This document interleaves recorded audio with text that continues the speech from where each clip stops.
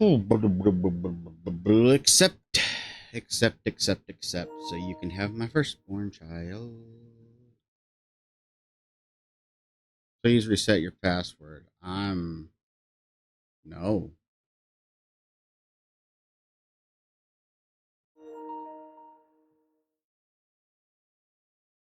Yeah, I get the reason why gameplay recording paused during that. That's fine. But I'm glad I'm able to record through OBS and stuff because that shit's annoying. I was this close to recording my playthrough years ago when it came out. My playthrough of I'll turn the volume down on this. My playthrough of uh, Persona 5 Gold or the Royal, and I was like, good. I don't really feel like doing it. Whatever. Because I think I was recording some other games at the time, and I just wanted to have a game that I played without recording. And I am so glad I didn't, because 100 hours into the fucking game, the entire chapter that is the whole point of getting that version, the whole section that's like all new stuff, is all blocked. Like the entire chapter, not just cutscenes, everything about that chapter is a blocked scene. And it's like, I don't get why they do that, because they know people are going to stream. That companies have tried fighting streamers and have lost every time because it's transformative and it counts as fair use. And it's been proven time and time again. Every single study has proven that Let's Players and live streamers actually increase sales of games. The only time that a live streamer will decrease the sales of the games is if their stream displays very well how fucked the game is. And so I don't know what their reason for that is. Like, the only thing I can think is that it allows Sony to cover their ass. I don't know. I can kind of accept doing it like with the ending of the game, like the actual final ending cutscene. I can kind of be like, okay, I can see you not want people to stream that, blah blah blah. But it's like there's so many different methods for bypassing that shit. It's like, I don't know. Select difficulty. I am not playing on impossible. Do I play on hard? See, okay.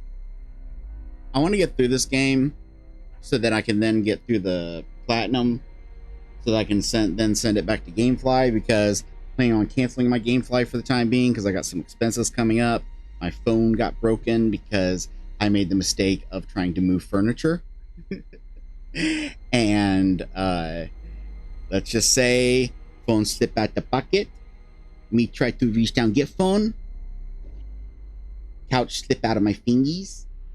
Phone dead. So next month I'm gonna have to get a new phone. And I've got like 20 seconds, so I've got like 10 days or so, because my GameFly payment is due on the 4th. So I got like 10 days or so to get through this and send it back. So as much as I would normally, and you guys have seen me play games on super difficult modes, as much as I would normally play on that mode, on hard mode on my first playthrough, I want to get through the game so that I can then do my New Game Plus playthrough and get that thing, because I checked the trophy guide and it said there's some stuff you can only do on New Game Plus that'll get a secret ending that is necessary for the platinum, and then make an attempt at doing an impossible run. So just as once, I'm gonna let myself play on normal. Show content warning prior to scenes that could be potentially disturbing. You know what bothers me? Is I'm totally cool with content warnings and trigger warnings and stuff, but I've talked about this before. I don't like that some people, this is something that you won't really be aware of. You'll think I'm talking crazy unless you've actually encountered it yourself. But there's a lot of people that like to think that they are the arbiters of triggers. Like, they're the ones that get to choose what counts as a trigger and what doesn't. And I've seen it before where certain basic things like arachnophobia and trypophobia and whatever the clown one is, and gore, and like like there'll be trigger warnings for that. But then like really fucking upsetting shit, like I remember when I was playing The Last of Us 2, there were like trigger warnings and shit in that. Uh, it was either in the accessibility options there were some warnings, or it was like that, or it was something I remember something official happened. They posted something on a blog. I can't remember. I don't know if it was in the game or if it was like a Twitter post from the developers. Something the developers did gave some trigger warnings, and yet there's literally a scene in that game where a guy cheats on his fucking pregnant wife, and I had to literally just skip that scene once I realized what was happening because it made me want to fucking vomit. So, that's just something that I've noticed when it comes to trigger warnings. Is some people like to like it, you can't have it both ways. You can't make a big deal out of trigger warnings and say that we have to be sensitive to that stuff and call anyone who isn't sensitive to it a piece of shit, but then decide, oh, because this affects a group of people that I don't like, then I'm not gonna put a warning in it. I know, see, like I said, it's one of those things where it's, unless you've encountered it yourself, it does seem like bullshit conspiracy theory stuff. Which, honestly, like, that in and of itself is a little upsetting, because it's like, unless someone is like ranting about like a certain race of people that I will not name controlling Hollywood, and the only reason I'm not going to name them is because I don't want YouTube's system to pick up me saying that phrase, and YouTube's system is too fucking stupid to realize that I'm only saying it as an example of something I don't agree with. But like unless it's like something fucked up like that, if someone says something is happening that is upsetting them, and your response is to like, proof for it didn't happen, you're making it up, you're a piece of shit. You really are. It's just my opinion. Super sprint toggle mode. Do I want to sprint toggle? Because there's some games where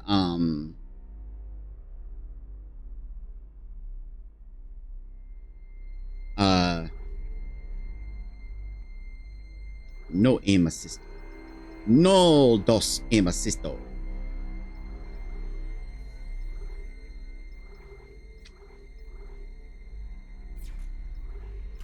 Playing graphics. Turn the motion blur off, motherfucker.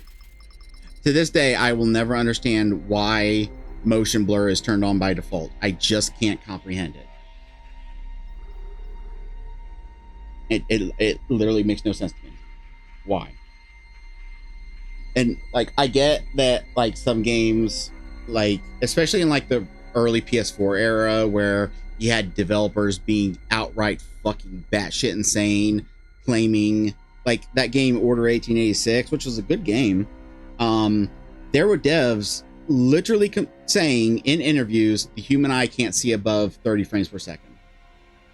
They literally said that, and it's like, I don't get how you can go up there and tell such blatant lies. I do like film grain.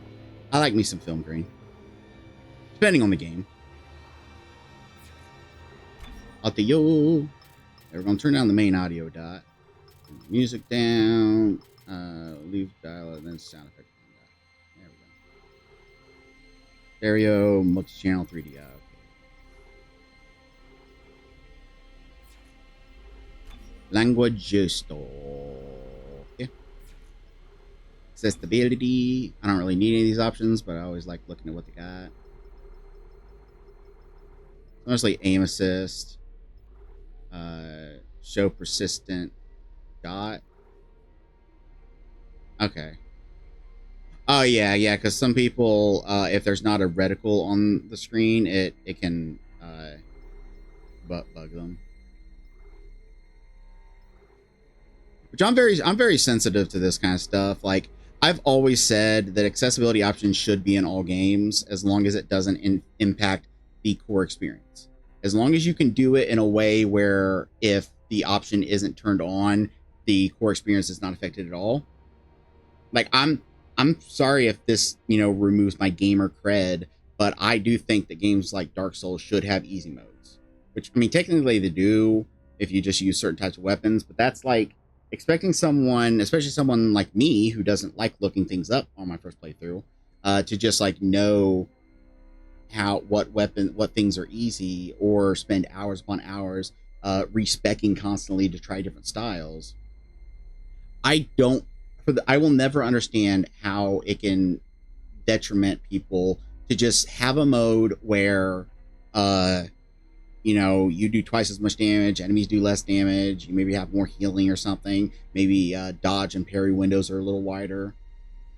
Because it's like, I would say, have something in the game, not something as insulting as Ninja Gaiden, where if you play on easy mode you get like a flower in your hair or some shit, but something in the game that makes a clear visual indicator that they're playing on easy mode. Just because, and if you think I'm crazy, know that this has happened. This has actually happened before, just so that someone can't play on easy mode and then claim they were playing on normal. One journalist got caught out. I forget what the game was, but they got caught out lying about that because they complained about the final boss battle. When it turns out that's only the final boss battle if you're playing on easy mode, and there's an extra level if you're playing on normal or above. And as soon as they got called out, instead of just admitting, yeah, I was playing on easy, okay, they just deleted that part of the review, which is so fucking scummy. But yeah, I like accessibility options. Like God of War, Ragnarok, and Last of Us 2. I checked out some of the accessibility options and that. It's fucking insane. I think it's so cool what they did with that. Um, and like me, this isn't like as bad as being like colorblind or something, but for me, things like uh, uh, motion blur, it's not just annoying for me, it actually physically makes me nauseous. And things like low frame rates, like I got to and look, if you're some random person that stumbled upon this video and wondering why the fuck he hasn't started the game yet, welcome to my channel. I can do this forever. So I remember I got into an argument once with someone because they were talking about that Into the Spider-Verse movie, and I was like, yeah, it was hard for me to watch that. That shit made me fucking nauseous. And they went without bothering to ask me what I meant, because they already had their mind made up what I meant. They went on a huge fucking tirade about how racist I am and how I can't handle seeing a black character take over my beloved white guy role. And I'm just sitting there. At first I was going to interrupt them and explain. I'm like, no, I'm just gonna let them cook. And I just listened to them going on. They used all the buzzwords: incel, mother's basement, just all the fucking buzzwords. And then finally I was like, I can't handle movies that are shot at low frame rates. They say that uh that movie was done at a low frame rate because they wanted to replicate the feeling of reading through a comic strip, and that's fine if that's true. I'm sure it's just a coincidence that animating at a low frame rate is a lot cheaper, but when stuff's animated at a low frame rate, it makes me physically nauseous. The same thing happened to me when I watched the Lego movies. Anything, and I even feel that way when I watch some old stop motion films. Low frame rate animation just makes me nauseous. And then the thing, I think the thing that bothers me most about people like that is that instead of just admitting, oh fuck, I'm sorry, I made an assumption, I'm sorry about that, they just will. It's almost like they glitch back to factory default settings, and then they just move on to with the conversation. It's like they're saying, okay, the previous conversation is now null and void, let's continue. And it's like, no, own up to your fucking hatred, Jesus Christ. And it's like, I'll even be the first to say that their righteous indignation is completely justified given how some people are. But it's like, at least acknowledge that despite your anger being valid, your aim might be a little off. I really need to figure out a new setup for this fucking microphone. I got this this microphone's here, and then I got this arm latched onto the windowsill, and the arm itself actually was meant for a webcam, because the tip of it had this little latch thing on it that you'd hook the webcam up to, and then I've duct taped the arm of the microphone to that. But because of the way it's set up, it like slowly droops down from the weight of it, so I have to keep rejiggering it, which isn't a big deal. It mostly makes me paranoid because of the way my last microphone was, where it would uh um the last microphone would uh had a really loose plug, so any bumping would cause it to jiggle loose, which led to this problem where if it got disconnected for even a second, then the whole rest of the recording would just be static, even after it was reconnected, which is really annoying. And I'm worried about, even though this is new, I'm still worried about it happening, even though, which I'm worried about happening because, you know, over time, a cord's going to get loose. It happens. So anyway, so yeah, but, you know, so since I can understand the point of view of someone that, you know, has trouble with both motion blur and low frame rates, I'm sympathetic of, and plus I was married to someone that sadly during their time alive was quite a bit before these kind of options became the norm. But for instance, you may notice some accessibility options in some game. I don't know if it's in here. I didn't see it. Single press quick time events. For instance, she loved Metal Gear Solid. She was the one who actually got me into the series. But that part in MGS4 we had to crawl through that microwave corridor, she couldn't handle it. She tried for hours to do it. And we weren't living together at the time because, you know, we met online. She was in another state. So she actually had to, I can't remember exactly how we did it. This was like over 10 years ago. I think either she sent me her save file and let me do it on my console, or she did like, I want to think maybe she did like the remote play thing and let me take over, but I can't remember if that was available on PS3. I don't know. I want to think that might have only been a PS4. I can't remember. It's been forever, but she had to have me do that part. And having something like this would be a godsend for her.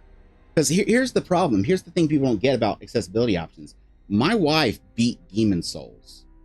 And you got to understand, I have never been more aroused than I was when I was sleeping and I woke up to the sound of Demon Souls and looked over and she's sitting there making her way through the fucking Tower of Latria.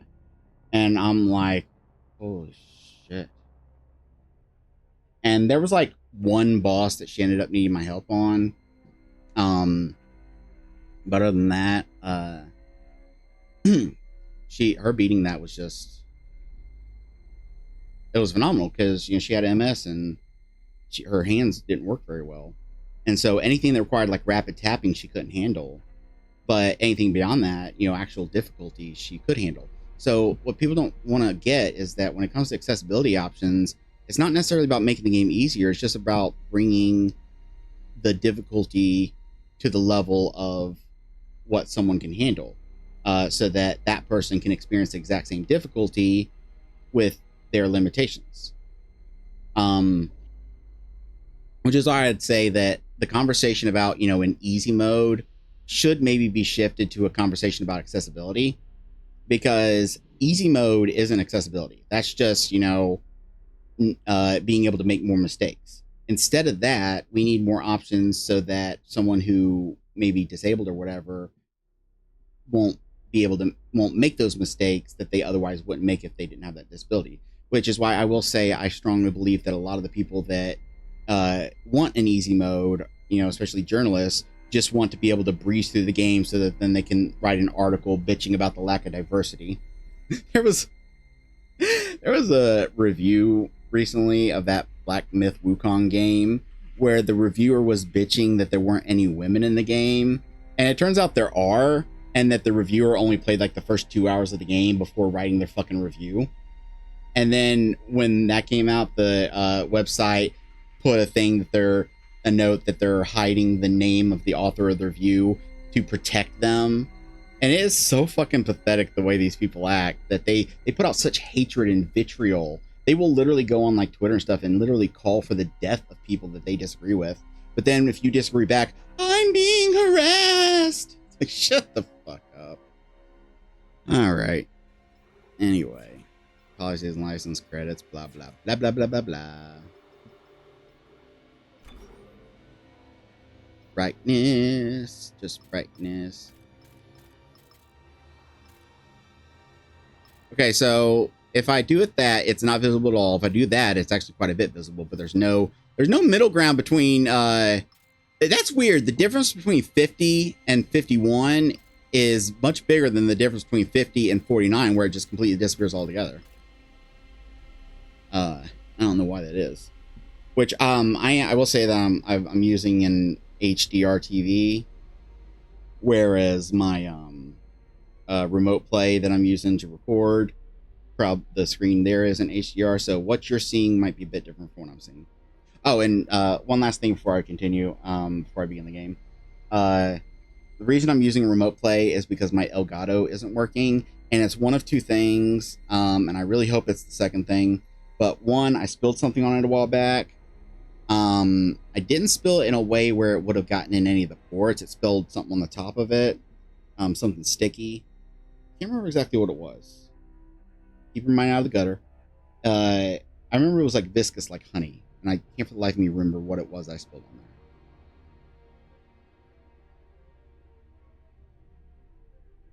there. I'm thinking it was some kind of sauce. It was a food. I know it was something that I was eating, and the reason it spilled is because I had everything down on the floor because you might see a couch back there, but that couch is a piece of shit that's falling apart. And so I need to throw it out. So I've scooted it over there, and I've got a mattress here that I've been sleeping on because I can't sleep in the bedroom because ever since I started renting this house, the person who was renting it before, who was a relative, isn't able to come get their stuff yet because they're out of town and they're disabled. So who knows when they'll be able to come get their stuff. So I've taken a lot of their stuff, and I've basically turned the bedroom into kind of a storage.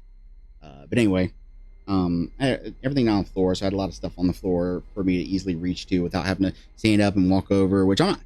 That I know that implies that I'm too lazy to stand up and walk over, but it's like it would be like every like 4 minutes that I have to stand up and get something. Um. Anyway, I spilled some kind of food. Can't remember exactly what. This was like 2 months ago. Um. That might be what happened. Like something might got it in the cracks or something, and that's why it's not working. I hope not. The other possibility is that the cord that the Elgato came with, the 3.0 cable, um, the laptop I had before that died on me, I plugged. I had bought this hard drive reader so I could pull something off an old hard drive. And when I plugged it in, it was a piece of shit. I should have spent more. Should have not bought the cheap one, but it basically shorted out the plug it was in, which was unfortunately the only 3.0 plug on the thing.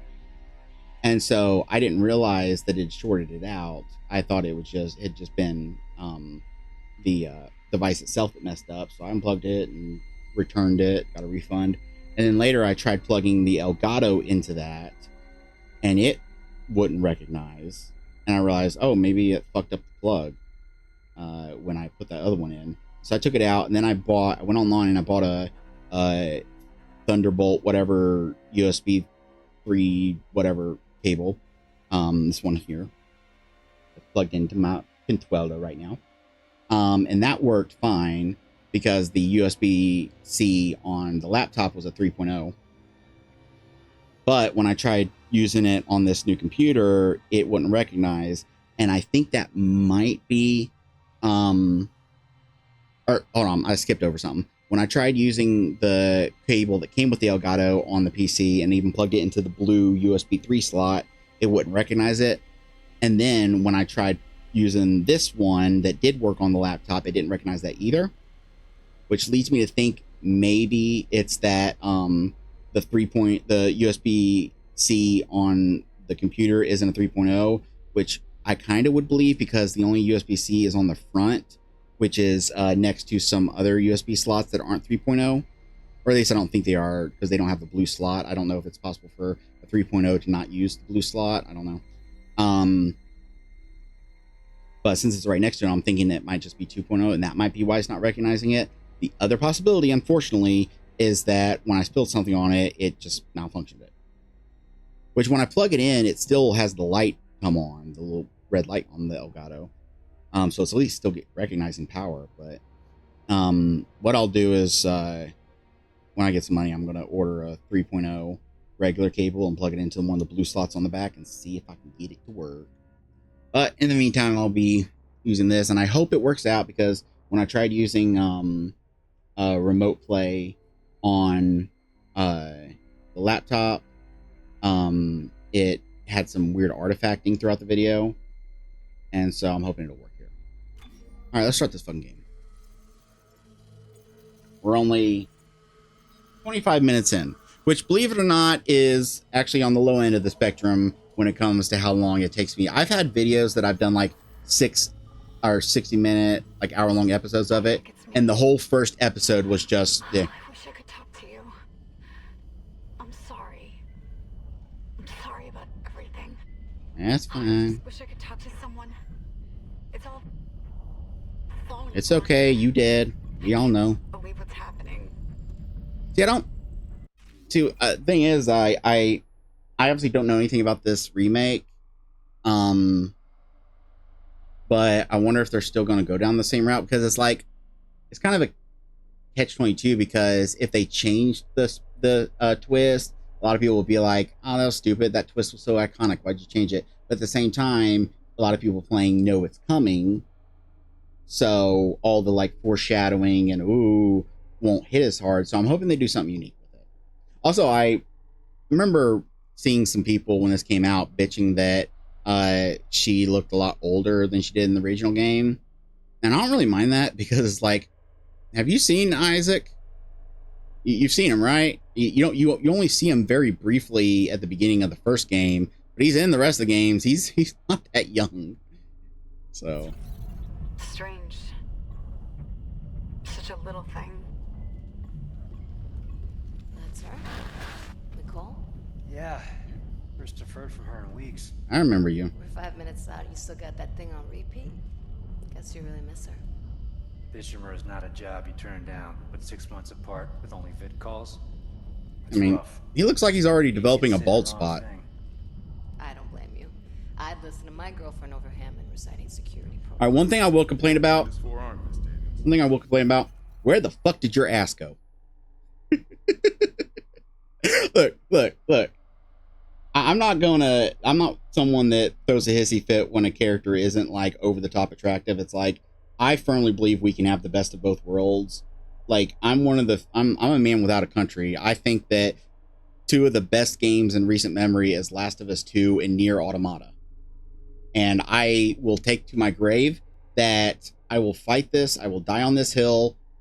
Ellie would go for 2B. She would totally go for her.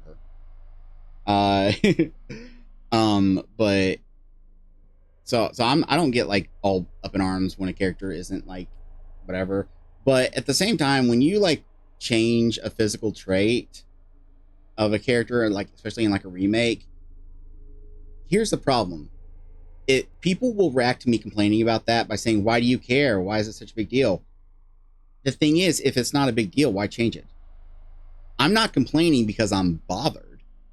Oh, all asses, hashtag all asses matter. All asses are great. But if you go out of your way to change a physical attribute, then that means it matters to you. That means that you have a problem with someone having a big dumpy. Which is odd, because I thought we weren't supposed to fat shame. Are we not supposed to, like, have the rules changed? Because the rules are changing every 2 minutes. Are we not supposed to, we're supposed to fat shame now, right? That's what you're saying? We're supposed to say that that a girl has too big of an ass and she needs to get rid of it. But I thought we weren't allowed to say that it's too big, and now I'm just confused.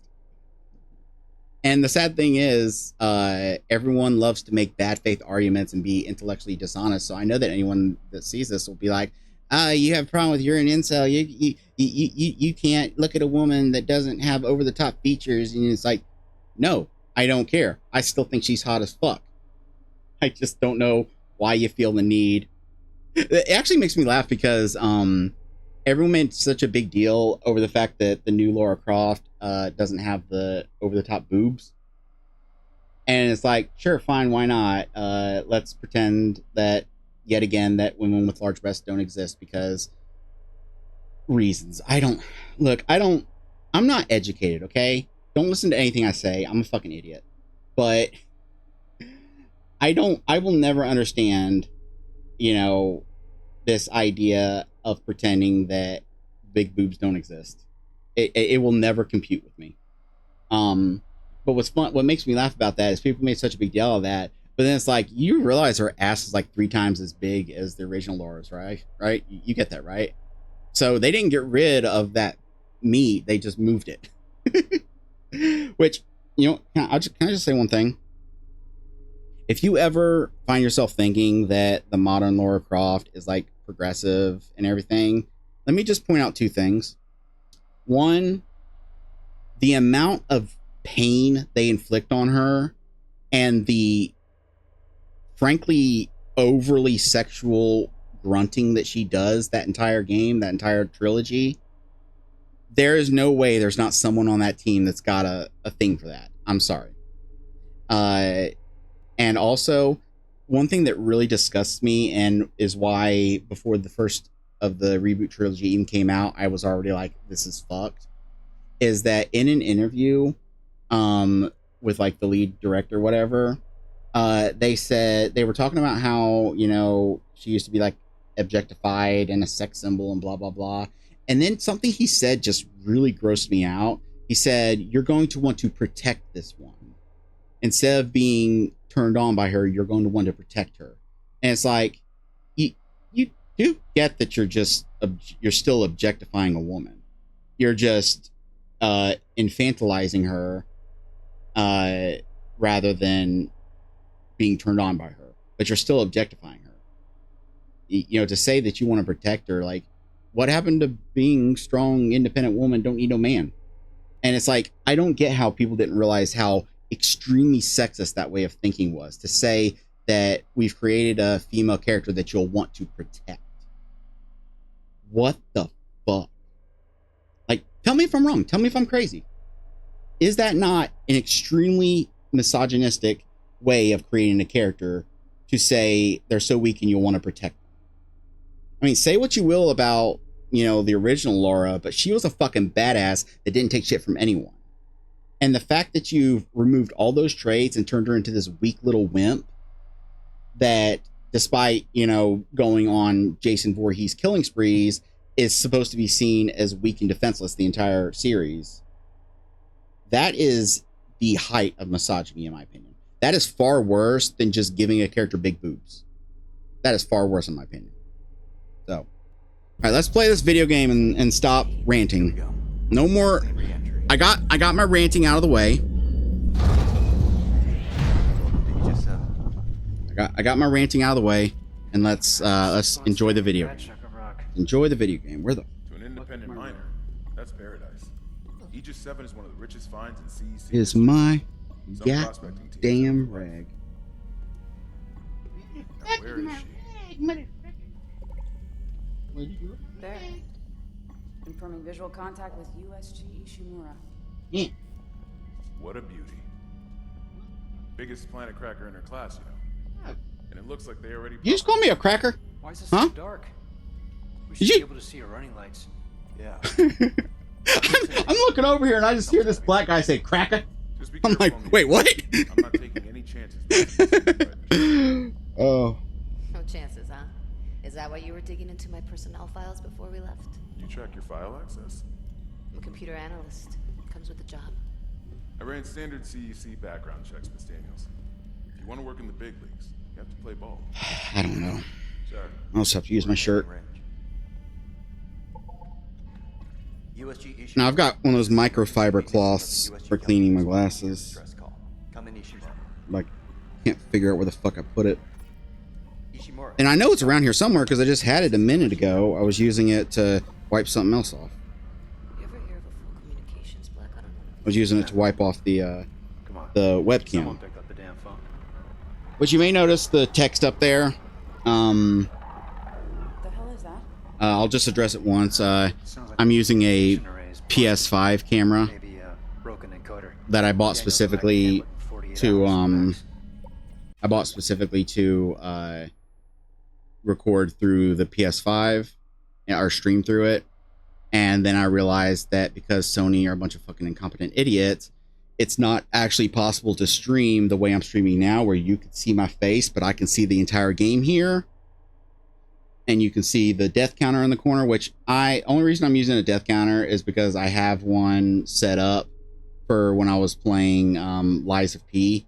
And then something happened, some shit went down as far as being... It was right there. It was right fucking there. It was right there. It was right there. God damn it. Anyway, when you have a webcam overlay on the PS5 streaming, it just puts it up there and you can't see past it. The only thing I saw people suggesting is that you could like change the opacity of it and make it somewhat transparent so you could still see what's going on behind it. But I was like, I'm not fucking dealing with that. But yeah, that's the web camera I've got. I found a third-party program that lets the PS5 camera work on it. But I do plan on getting a decent webcam at some point. That gives you plenty of time to catch up with Nicole. Yeah. Who you know is dead. Johnson, take us in. Oh, spoiler alert if you haven't played this 15-year-old game. Just go. We're losing control. Although maybe they'll rewrite the aspect of her knowing about it. I don't know. Guidance system override isn't responding. I mean, it's a little interesting that she made a big deal out of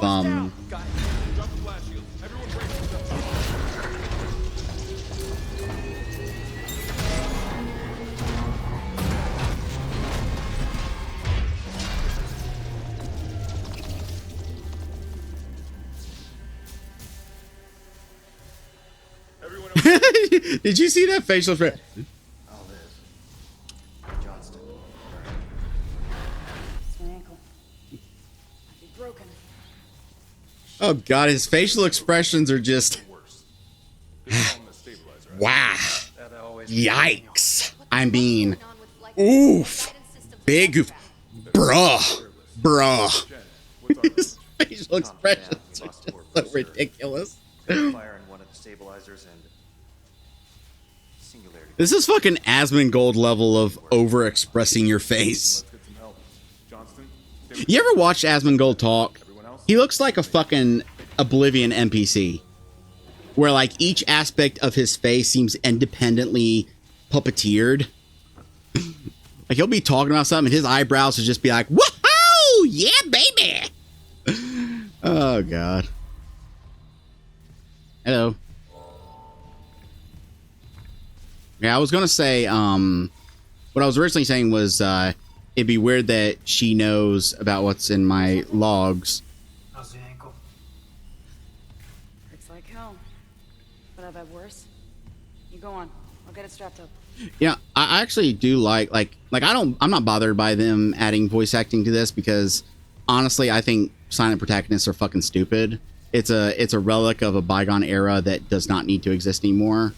And it takes you out of the game. I got this, Isaac. Yeah, I'm doing it. I'm doing it. Shut up, I'm doing it. Crap, we came down hard.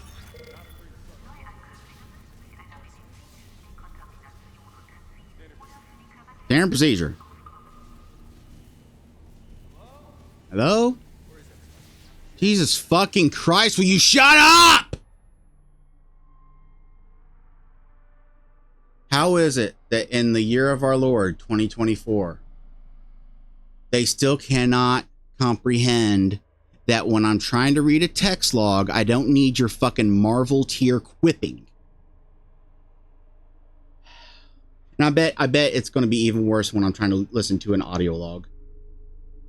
And it's like, yes, I could just wait and listen to it on my own. But it's like, how hard would it be to design a level where the areas that you find these logs in, especially audio logs, are areas where you're going to be exploring a bit without any dialogue? Just put them in places where unless the character sprints to their destination, you're not going to have any dialogue overriding it.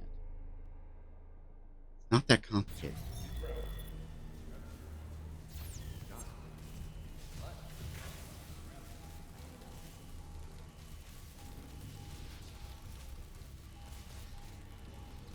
They won't shut up. They just won't shut up.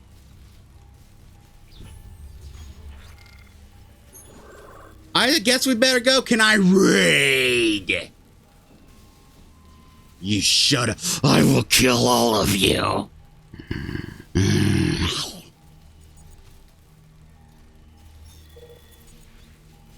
Background request. Per your request. Here's what we could find on the specialist they've sent for repair mission, Isaac Clarke. Clarke was born to Paul and Octavia Clarke on Earth. Jeez, Daniel's gonna fucking kill you. Paul Clarke was an award-winning ship architect employed by the Galactic Union Merchant Marine Corps. His records show extended time off-world, away from his family. When Isaac was born, Paul was given a temporary reassignment to an Earth-based Thicc ship production facility. During the 4-year tour, Paul and Octavia raised Isaac together. When the tour was over, Paul shipped off for an extended off-world tour. Paul's influence on his son must have rubbed off. Records indicate Isaac pursued studies in mechanical and electrical engineering. And I'm taking these off, taking them off. And achieved high honors. According to medical and psychiatrical reports, Paul Clarke's absence had a profound effect on Octavia. She suffered from depression and personal anguish until doctors encouraged her to find fulfillment by working with charitable organizations. It is believed that this is how she ended up coming in contact with the Church of Unitology. At first, her association with the church appeared to alleviate her mental condition. The cancellation of her therapy sessions corresponds with the local parish announcement of her initiation ceremony. How do you not realize this is fucked?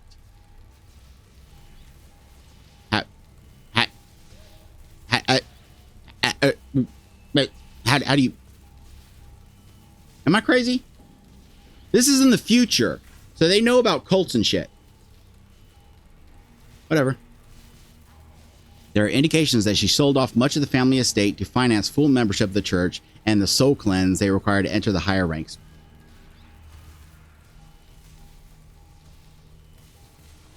I'm going to give them the benefit of the doubt and assume that this isn't meant to be written as like a report, like a reporter reporting on a thing. It's meant to be just like a list of facts without any like opinion. So just list of facts to let you whatever.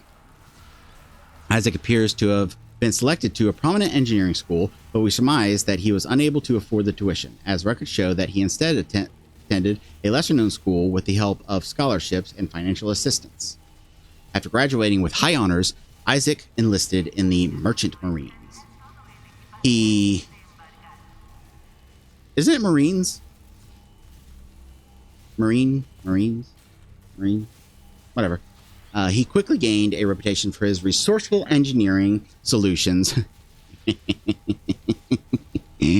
Resourceful engineering solutions. I wonder if we're going to see his resourceful engineering solutions during this game. And after 2 years was promoted to higher profile position closer to the major shipping lanes. You know, I see the subtitles. I see it. And you know what the sad thing is? I was just about to praise it. Like, if you remember a moment ago, when I walked over to her and he asked how her ankle was, I was talking about, you know, silent protagonists and stuff. And I was going to say, you know, I like that if they've increased some of the banter, because, like, in the original, they only talked to you. They would just talk at you when they needed something. And I will say, I hope that they've done a better job of explaining why I have to do every goddamn thing on this entire fucking ship while they just stay in the fucking control room watching me. because in the original it was so frustrating. Like, I get that, like, it's so that the person playing the game can play the game and enjoy the gameplay. It would be really frustrating if it would be realistic, but it would be very frustrating if one of the characters was like, all right, I got this one, and then you just stood around for a while and they came back, it's like, man, there was this fucking boss battle, it was insane. So I get that, but I hope that they find some way, even just saying like, okay, Isaac, you're the engineer here, you're the only one who knows how to do any of this shit, like that would be enough. But like, I was gonna say that, like, having a way of like having little extra conversations when you walk up to someone is nice. I like that there'd be like some extra conversations. But now, like, here's what I want to know. Here's what I want to know. Here's what I want to know. Here's what I want to know. What in the process of development made them think that they needed to have that shit repeat nonstop until you went over there? And you know what the sad thing is you may not know this, and most people know this, but just in case you don't, let me clue you in on something. When it comes to video game testing, you would think they'd bring in people that know how to play video games and can stress test it and seek out bugs and stuff. That's not what they do. Maybe they do have some people on the team that are good at games to like help find like hard to find bugs. But for the most people, they will bring in people that literally have never played a video game because they want to, you know, appeal to a wider audience. They will literally, like, there's a classic old anecdote, and it's not, you know, me making this up. You can literally find it in the developer commentary within the actual game. In Half-Life 2, it's either Half-Life 2 or Half-Life 2 Episode 1. It's one of the Half-Life 2s. There's this section, this cave that you can go through, and you can find one of the little things that gives you developer commentary. And they say that originally the cave split into two paths here, and one of the paths loops back around on itself. And then you realize, okay, I have to take the other path. And they took that out because some of the playtesters would keep taking that path and looping back for like, I can't remember exactly how long they said, but it was a long time because they didn't realize that it was looping around. So they took that out. And it's like, it is so depressing. Like, it really actually does kind of depress me on like a really personal level to think how many cool, interesting things have been in games that were then taken out because the fucking glue sniffing idiots that they hired to test it couldn't figure it out. Like, if you, obviously I don't, no, actually I do have proof because they did talk about it in an interview.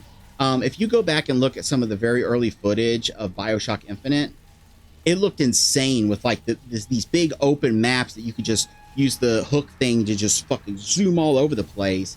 And some playtesters found that too confusing, so they made it more linear.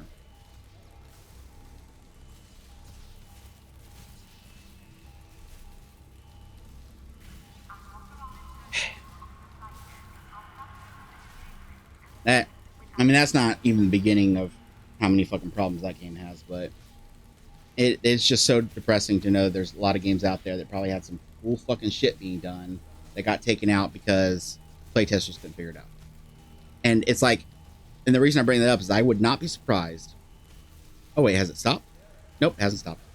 I would not be surprised if there was like one or two testers that just kept wandering around this area. I don't know where to go. And they're like, okay, we need to have them repeatedly tell them to come on so that the player knows to. Oh, God. And then, but see, the worst part about that is to then, oh fucking hell, fucking my bead fell out, my little dragon bead, which I'm not surprised. I put it in. And I didn't think to put a rubber band in to keep it up. Anyway, the annoying part about it is to then put a fucking text log that I'm going to want to read. And it's like I said, it'd be even worse if it was an audio log. And I'm willing to bet you that there's going to be times where I'm going to find an audio log, try listening to it, and then someone's going to fucking start yapping. And when it does, I'm going to scream. So just like if you see me pick up an audio log and I start playing it, and then you see the little subtitles of someone getting ready to open their fucking pie hole, cover your ears, because it's a coming. Anyway, Isaac's career stagnates at this point. This would coincide with psychiatric reports that his mother's mental health was deteriorating, and bank records show payments to a psychiatric facility for treatment. This seems to be where Isaac met a medical officer and neuropsychiatrist named Nicole Brennan, and her name appears on Octavia's physician roster. The two of them ended up cohabitating until Brennan accepted a promotion and left to serve the USG Ishimura. All right.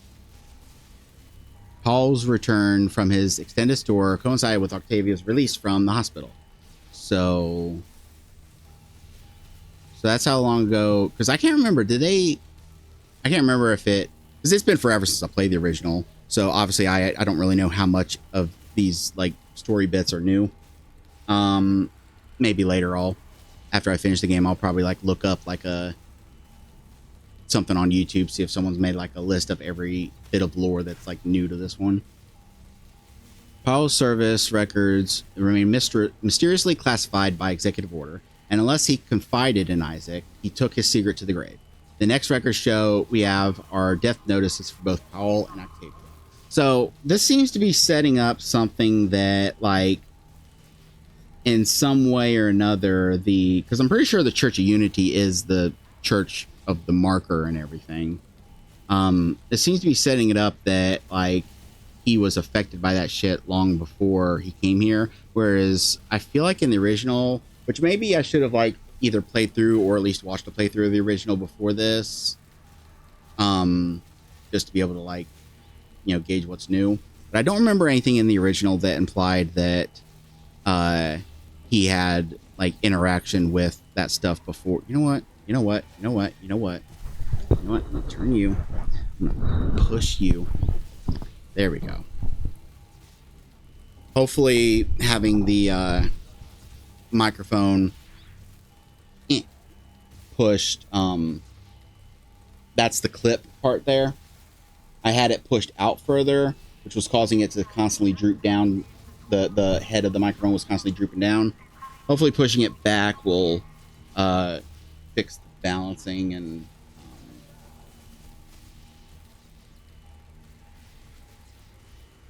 okay. I was just making sure that the mirroring was correct.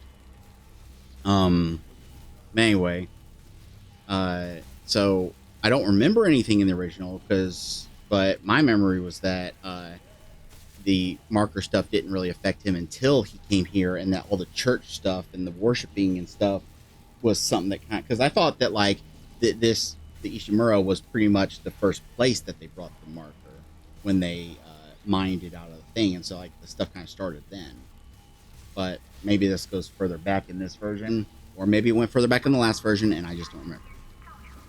Their bodies were willed to the custody of the Church of Unitology, along with the Clark's entire estate, apparently on Octavia's wishes. Isaac's repeated petitions to have his parents' bodies returned seem to have been ignored. Since the church refuses any inquiries related to its members, their cause of death is unknown. Overall, Isaac's more than qualified to handle a job like the Ishimura. I'd talk politics over religion, though. Okay. Kendra Daniels. Couldn't find anything on her in the time you gave me, but Darlton swears by her. Apparently she's on the mission with his recommendation. If he thinks she has what it takes, who am I to argue? So you did my whole VatiVidya lore entry for me, and then Kendra's like, yeah, I don't know, dude. All right, then.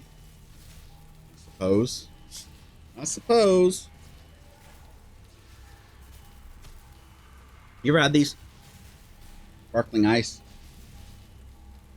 Which is on the cheaper end for sparkling water.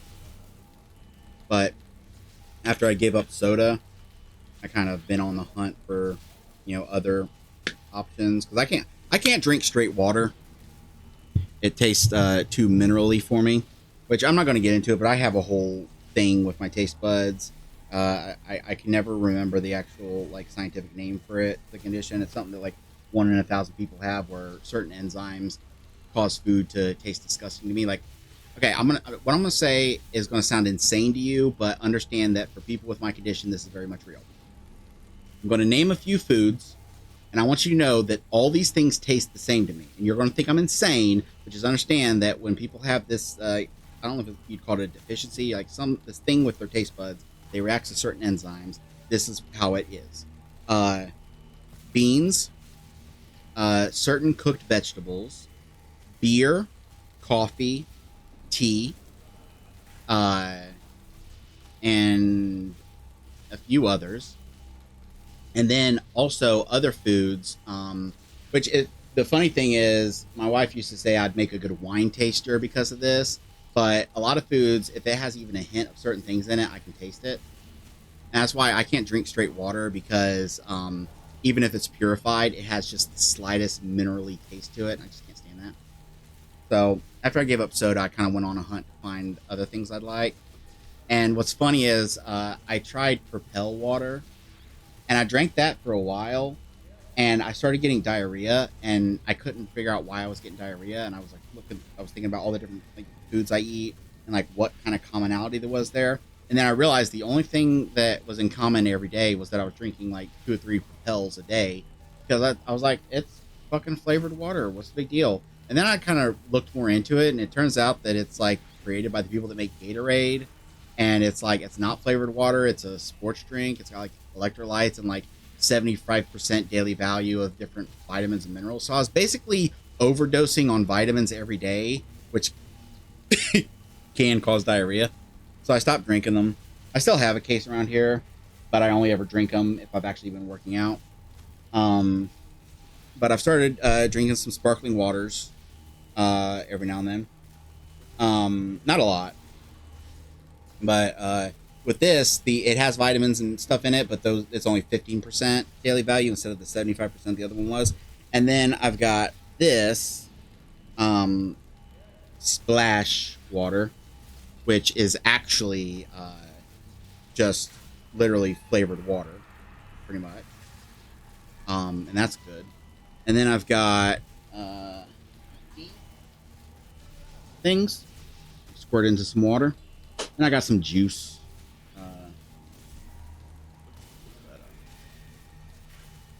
But anyway. Whatever. Okay. Oh,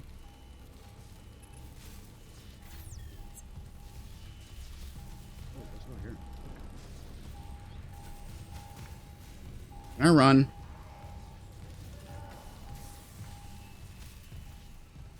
Is there a run button?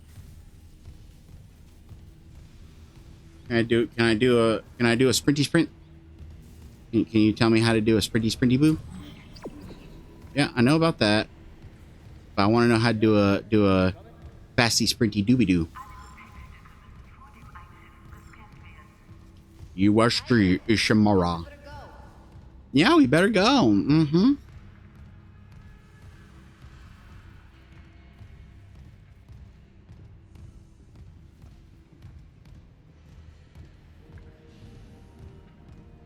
I will tell you one thing.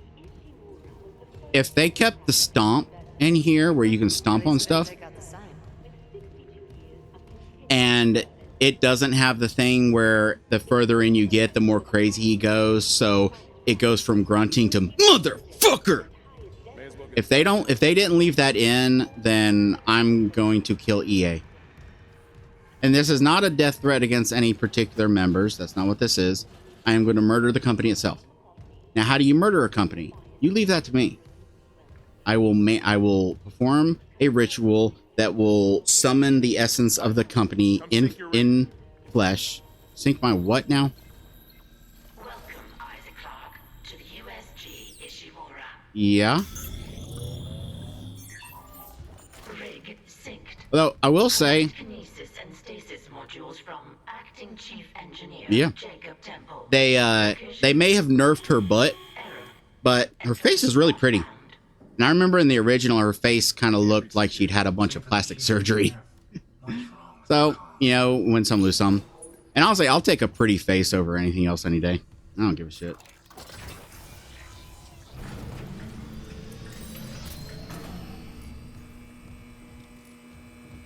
It'd be great if they just said, Isaac, did you just... Because they don't know anything bad has happened here yet.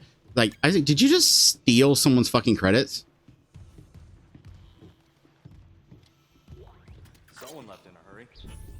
Oh God. Disclaimer: this article is sponsored. Security detail. Nope, fuck it. Nope. Where's anybody? I will read audio logs when I'm away from people. Duty roster, no power to the elevator. You watch. They're gonna find some way to have people in my ear constantly saying shit if I don't move quickly.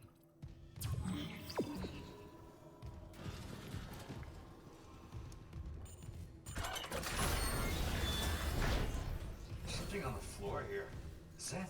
I need that damage report. What do you mean there's something on the floor? What, that?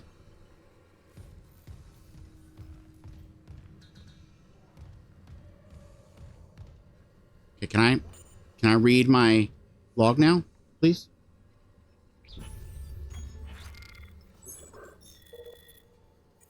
Disclaimer: this article is sponsored by CEC's print and publishing division and may not represent the views of the Amazing Universe magazine. Imagine a world where basic resources like fuel, ore, metals, and ice... Ice? Ice is a resource? I mean, like, even if global warming happened, couldn't you just get some of that water and freeze it?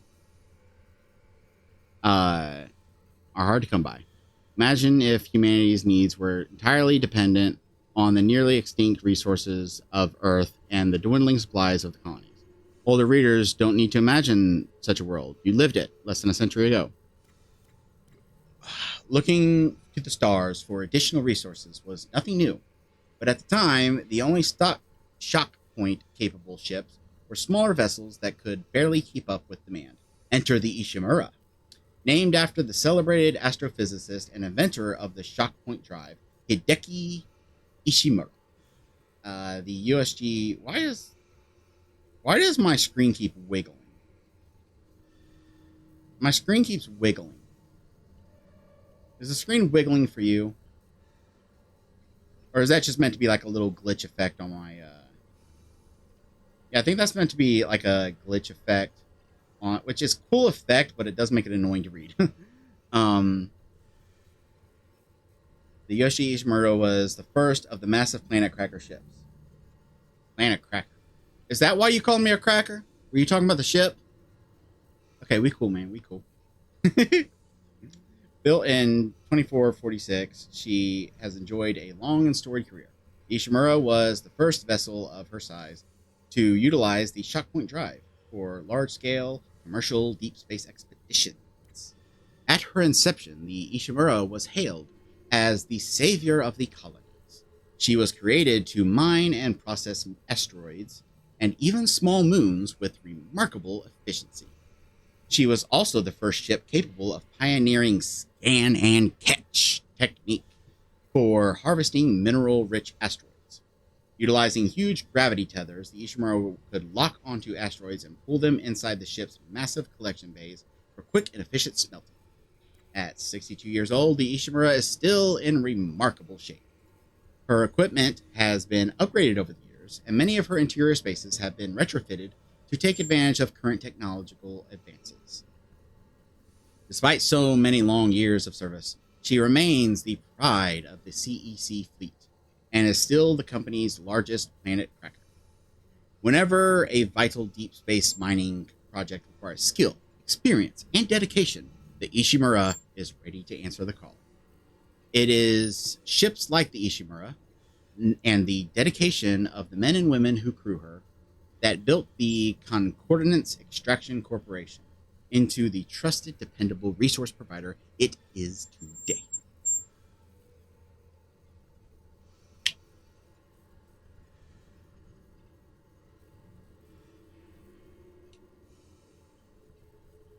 Oh, and like I was saying before, I know I said it, talked about it before. I can't remember if I actually finished the thought, which is par for the course with me. But the reason I got a death counter down there is because I had it set up for Liza P. Then I ended up not recording all of that for reasons, which kind of sucks. It actually really depresses me that I didn't record that, and here's why. So many people have talked about how hard that game was, even compared to other Souls games, and it was a fucking cakewalk for me. I think the most I ever died was, I think, Laxasasia took me like 10 tries. And I didn't have much trouble with that game. And it's frustrating that I didn't record it because then I could brag that I didn't have much trouble for it. But anyway, I've got it set up. I've got it like programmed with a hotkey, and I got it set up to play various clips that are supposed to be funny when I die. And so I'll do it. And then if you find it frustrating and annoying, I'll stop doing it. Or probably not. I'll probably just keep doing it. I don't give a shit. All right. Give me that there damage report. Oh God, that smell. What have you got, Isaac? I know if there's anything like the original, y'all are about to die. Half the Ishimura's in the red. Engines, hull, the trams. Could do that kind of damage to a planet cracker.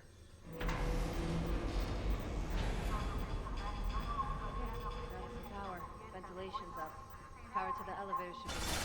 Positive anomaly detected. Quarantine activated. Another malfunction? No, the quarantine systems are all fine. Oh, wait. Do you hear that? Yeah, I hear it. Hammond? Take it easy. Daniels, get those elevators running. There's something in here with us.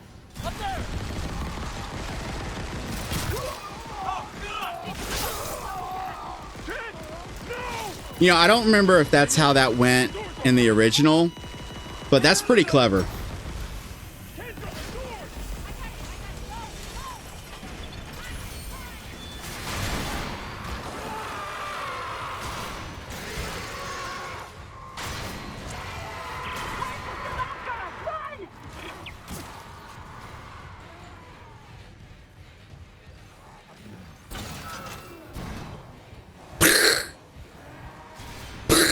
Yep. Slipe. Yeah. Yeah, they definitely got to strike a balance between, you know, keeping in some of the more iconic scares and stuff, but then also like doing some new stuff. But what I was saying was, I don't know if it was like that in the original, but either way, that's pretty clever how that thing attacks from above. So it grabs your attention up there, and that's when it comes from behind. I like that.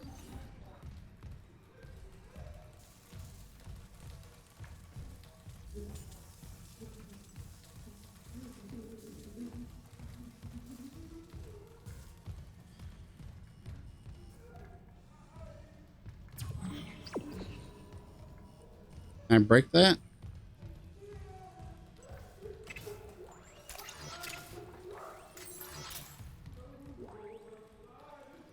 Cut off their limbs.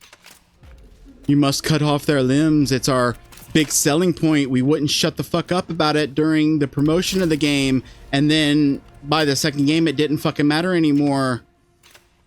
And using a basic machine gun was far more efficient because we're idiots. Yep. Primary fire, rotate. Yep.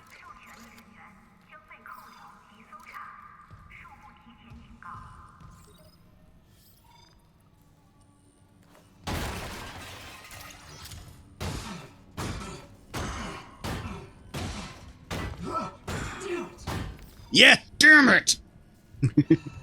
Yes. That's my boy. Okay, I feel like the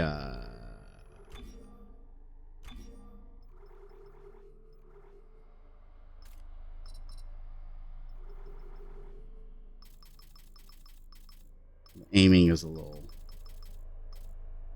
Let's try that.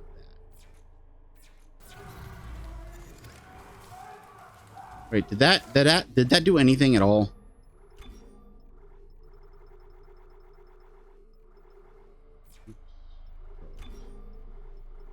Let me turn it all the way down.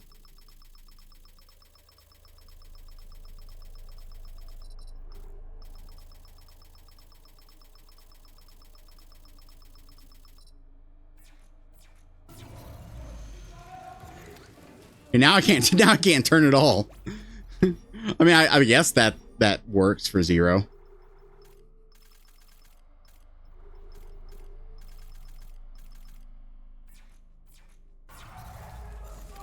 Okay. I wanted to make sure that it was affecting the aim speed, because some games the let's try 33.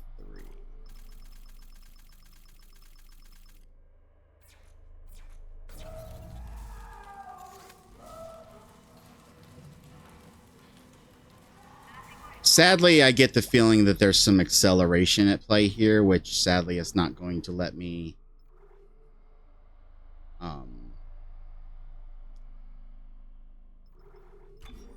it's not going to let me do anything about.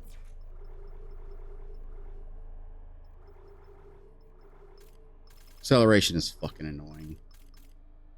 I put it up there with motion blur. That is something that has no fucking purpose, no reason to exist.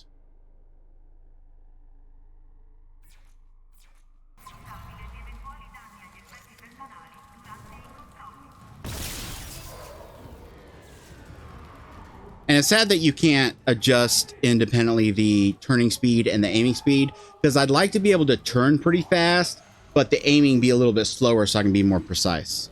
And I get that people that are really good with games like this, especially people that play stuff like Call of Duty or whatever, on controller, are like better.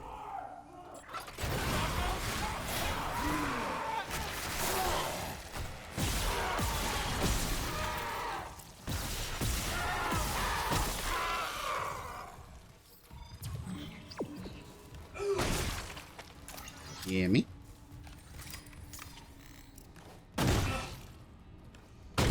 No goodies from you? Well, rest in peace, I suppose.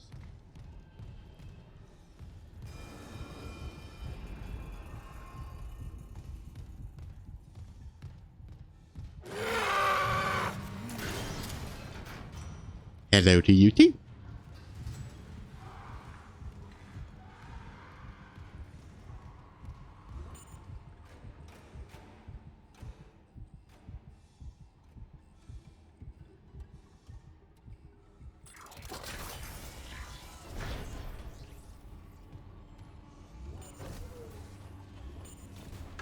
Security request retrieved. It didn't die. We shot that fucker right between the eyes and it didn't die. Smith had to shoot its fucking arms and legs off. For God's sake, send help!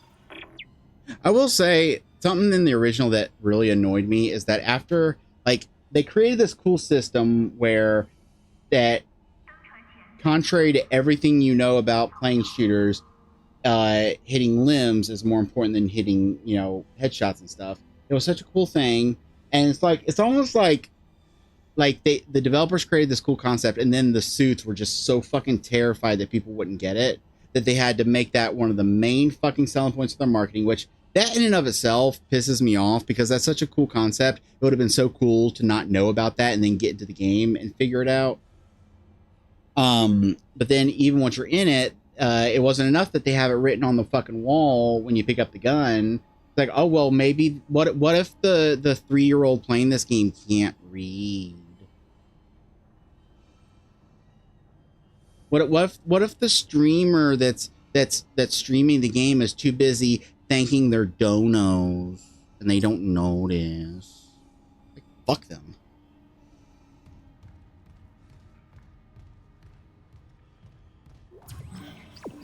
I don't know why I keep thinking that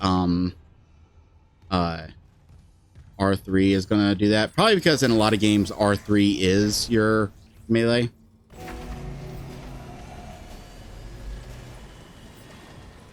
Isaac. Oh my God, Isaac. You made it.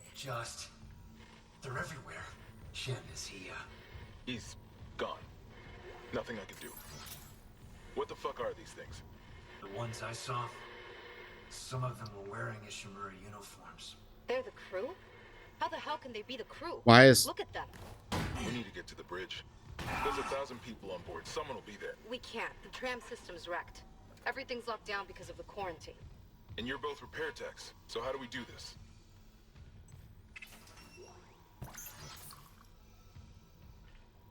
There's a broken tram car blocking the tunnel. It's gridlocked the system. And the data board's burned out. I can't lift the lockdown or call the tram until we get a spare from the maintenance bay. But it's all on Isaac's side of the quarantine. I'll handle it. Just make sure there's power to the repair systems. And Isaac, Yeah? I'm sure Nicole's okay. She's a doctor, right? She'll do the smart thing. Yeah. Yeah, she always does. Find somewhere safe. I'll be back soon. I was trying to watch her face to see if there was any subtle, like, looking over to the side kind of like things. Because like I said, I don't know if in this it'll be the same storyline where she knew all along. But if it is, like, you'd think there'd be like some little subtle hints. Which would be the perfect way of doing it. Like I said, completely changing the twist ending would be stupid. But then also having it playing it straight just like before. Which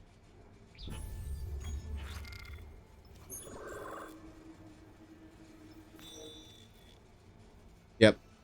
I'm thinking they're probably going to do the same thing. If you're not aware, the chapters, if you look at the names of the chapters, the first letter of each chapter name spells out Nicole is dead. And I thought that was such a fucking cool thing. But yeah, if they're gonna, like, keeping the twist in is good, but like playing it straight and not having anything new done with it, that kind of suck. So like having some subtle hints and nods to it would be kind of good. Empty save slot.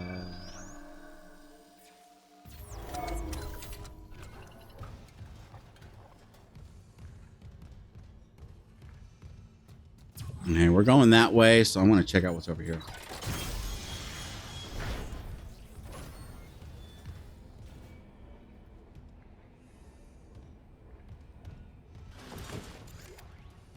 Ooh, that's just grody.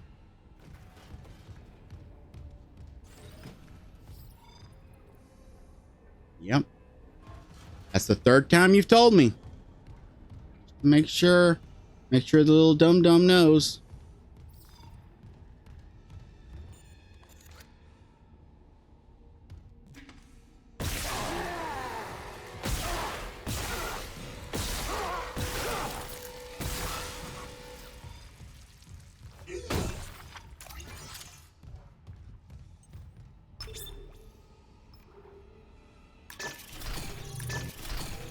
Oh, you can only have one turn at a time.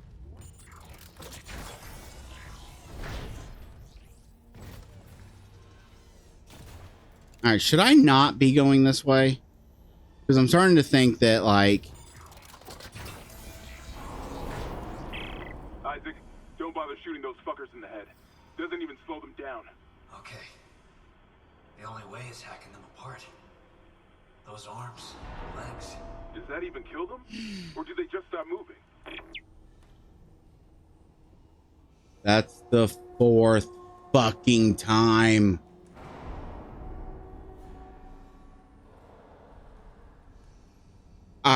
I at this point they must think literal babies are playing this.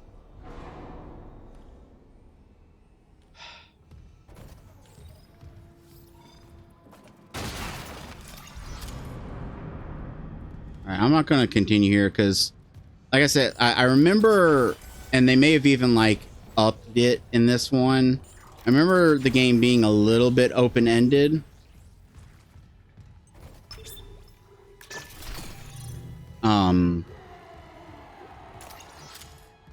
Bro? Okay, you have fun with that.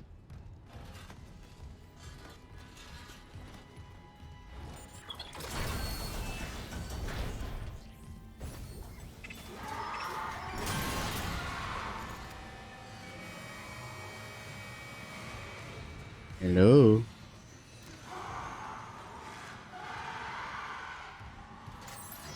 Okay. I got a node. I got a node. What's a node?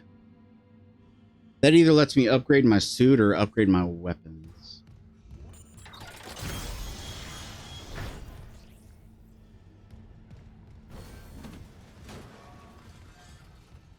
Anyway, I remember the original being a little open-ended, and you could like, and even the trophy guide I was looking at said that at chapter 11, I think, is the point of no return, and even by then you can still go back to older areas. So I'm not going to go to that spot when I probably need to go there for story stuff later. Bonk.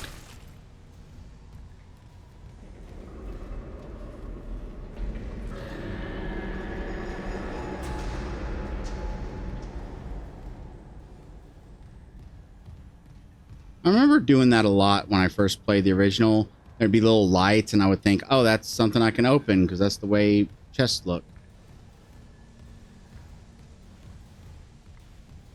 Then I'd be confused why it wouldn't open. Am I going to get my kinesis? Or my stasis? No. Kinesis is the one that let me go cling cling.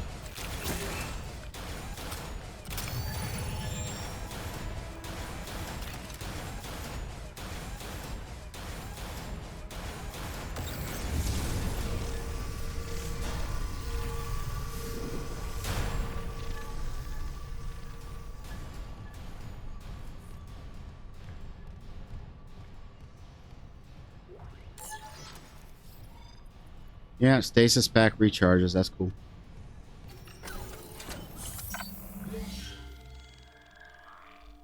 And I'm not gonna really bother with cutting this into episodes. Right.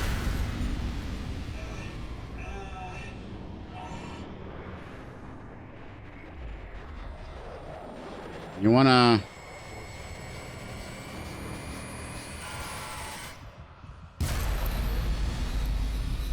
Hello? Okay.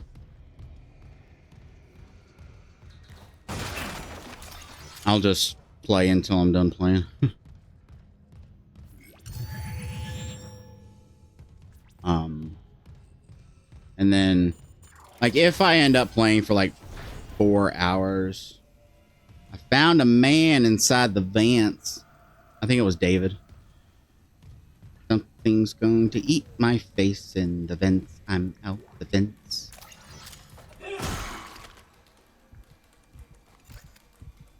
He told me to bring the others. Well, clearly you failed. That's why your mom doesn't like you.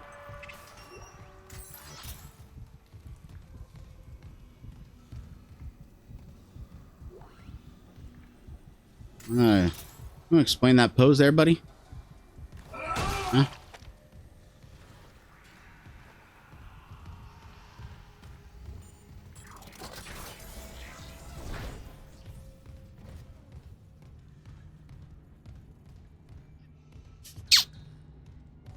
Right. Oh, and I'm not sure if I was wearing this during the last video I recorded, which was like over a month ago. But I put on my mystery flesh pit shirt because I figured what better to wear during this game.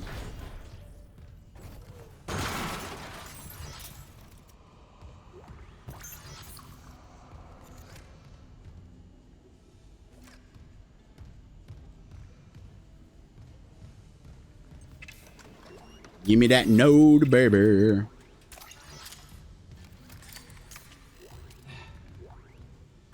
Message retrieved. Vents into engineering. You got a stasis module handy? We need one in tram maintenance stat. The autoloader's fried. I got a damaged tram car on the tracks, and if the whole system's gridlocked, guess who they're calling? Temple here, sending a stasis module now. What happened to the autoloader? No idea. A lot of shit's been breaking down. I keep hearing things. Down in the gears where no one could be. You know? I know. Yeah.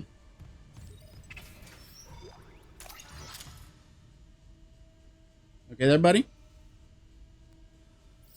All right, then. claw disengaged. The claw.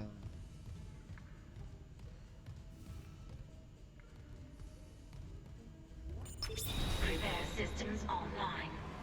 Loading system reinitialized.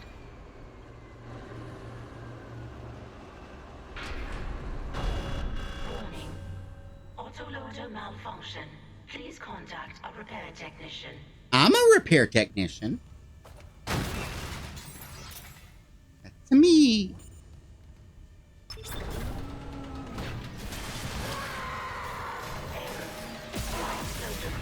Disengaged.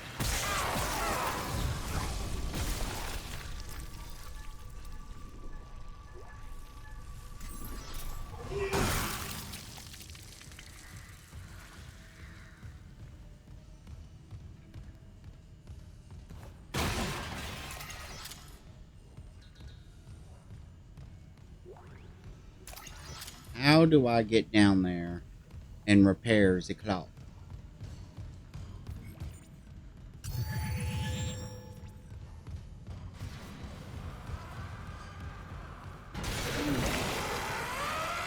Hello.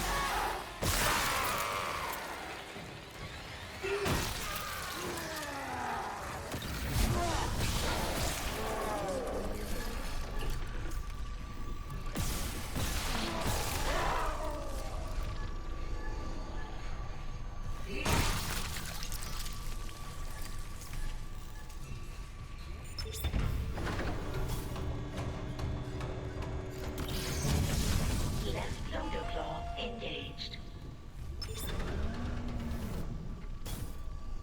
That was not the one I meant. Whatever. Right loader claw disengaged. Any luck moving that tram car? The autoloader's busted, but stasis should do the trick. Just gotta time it. Great. But hurry. Okay? Sound carries down here. Replacing damaged tram car. Please stand by.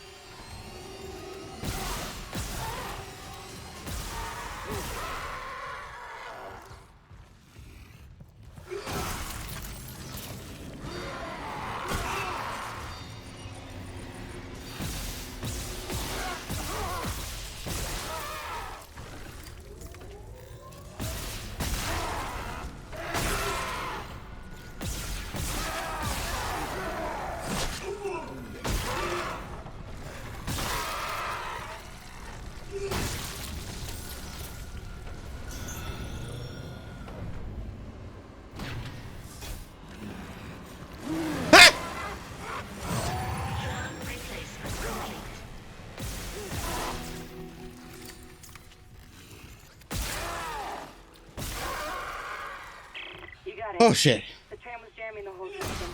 That's one down. You said a data board was fried too? Inventory says there's a spare board in the maintenance bay. We can't run the trams without it. Can I just point out that the first spook that actually managed to get me was one that happened without something going Bleh! All the ones that jumped out and did that, I'm like, okay. And then one that didn't make noise, or if he did, it was drowned out by the other ones making noise. So I thought there weren't any left, and that turning is right there. That's what gets you. Fucking figure that out, people. All right, now is it going to want me to go to that path I started to go to, but then didn't? I think it might. I think it might.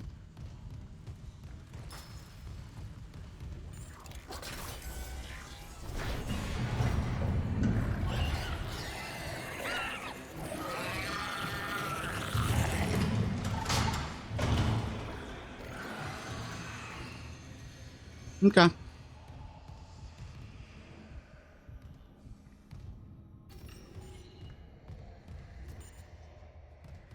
Bathroom.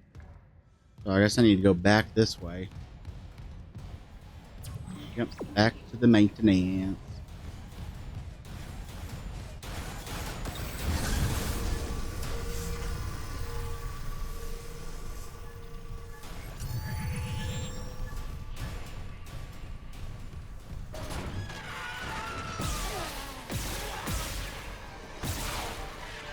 Oh, shit.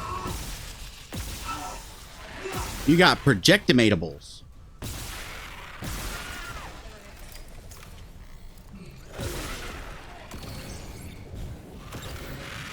God damn it, will you hit him?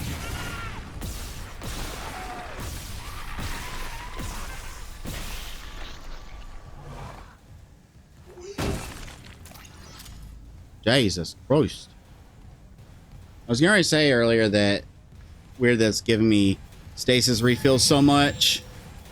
It's like, what's the point of having the carryable ones? But I imagine that they're going to be a lot less frequent as the game goes on, and that they're just pretty common now, so that you can level 1 needed, so that you can like get a lot of practice in with it and get good at it.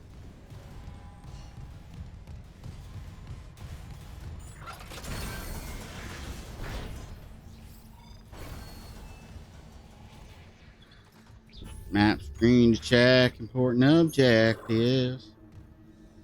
Did the original game have a map screen? I'm not sure if it did. I almost want to think that it was like a...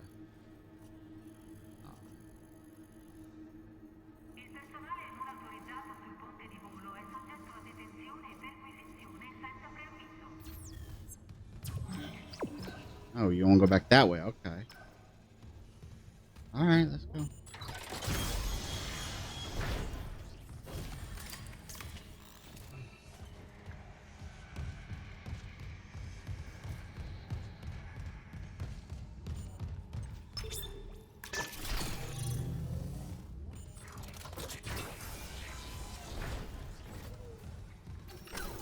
Sava my game.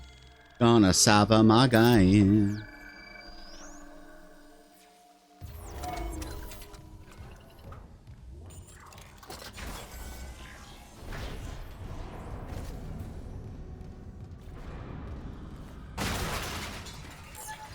Stosis pad. Got a stosis pad.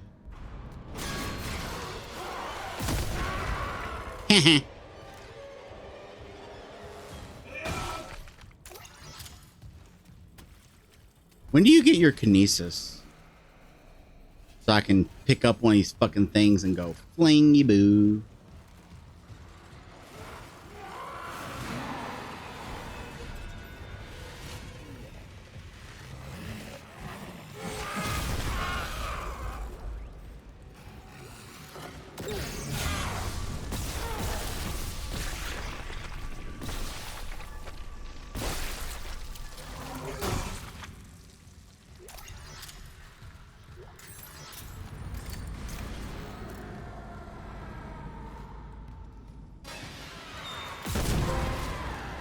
Marksman.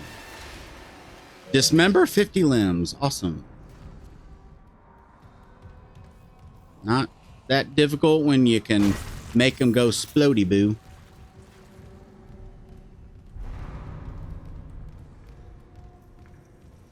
All right, I get that open.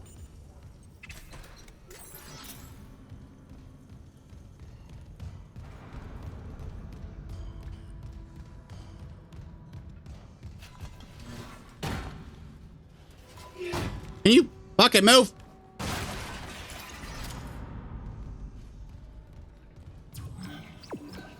Guess that's where we're going.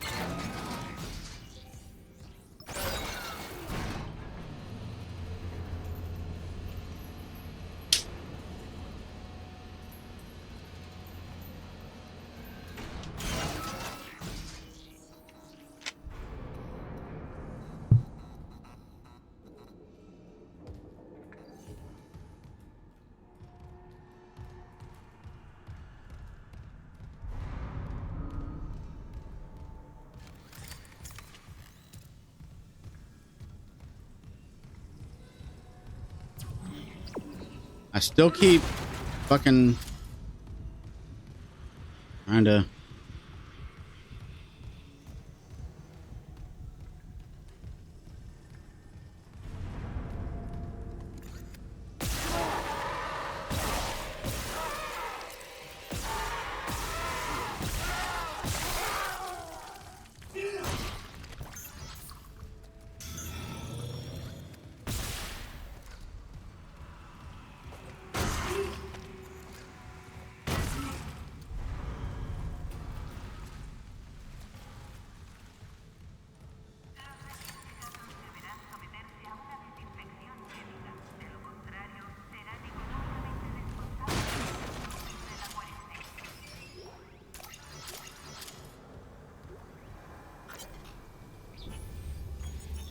USG East Mercia Aerospace Engineering Department shuttle repairs invoice mission day 2. Faulty 4 gyro vessel Gookaboo. Replaced, now functional. Mission day 3. Faulty 40 scope vessel Gookaboo. Still in repair. Mission day 4. Damaged landing repulsors vessel Gookaboo. Complete replacement, now functional. Damaged 4 and left 4 viewports vessel Gookaboo. Replaced, now functional. Mission day 5. Damaged booster collar. Repaired, now functional. Engineer's note. J. Wright. Second engineer maintenance. Bye. Alright then. What are we doing here? I don't approve of the lights being off. Just saying. Oh God, I'm gonna have to have the lights off, aren't I? Because in order for that to get down there,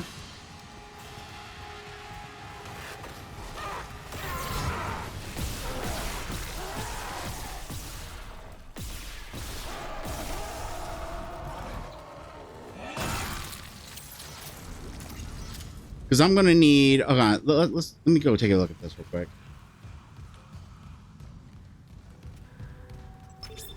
Maintenance room and elevators. I'm going to need both of those on.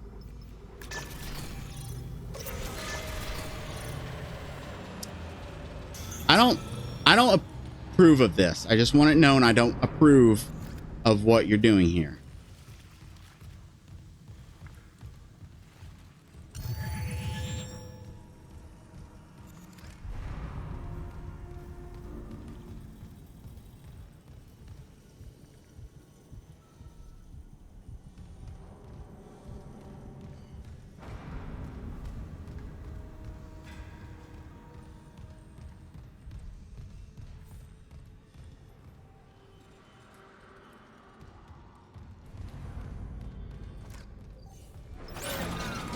See, without the elevators on, I wouldn't be able to go down.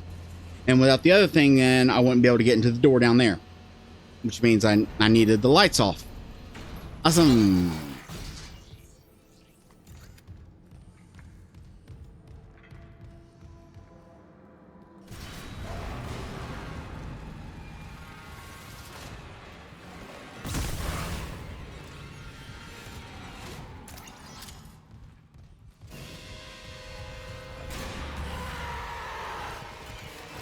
I had to reload.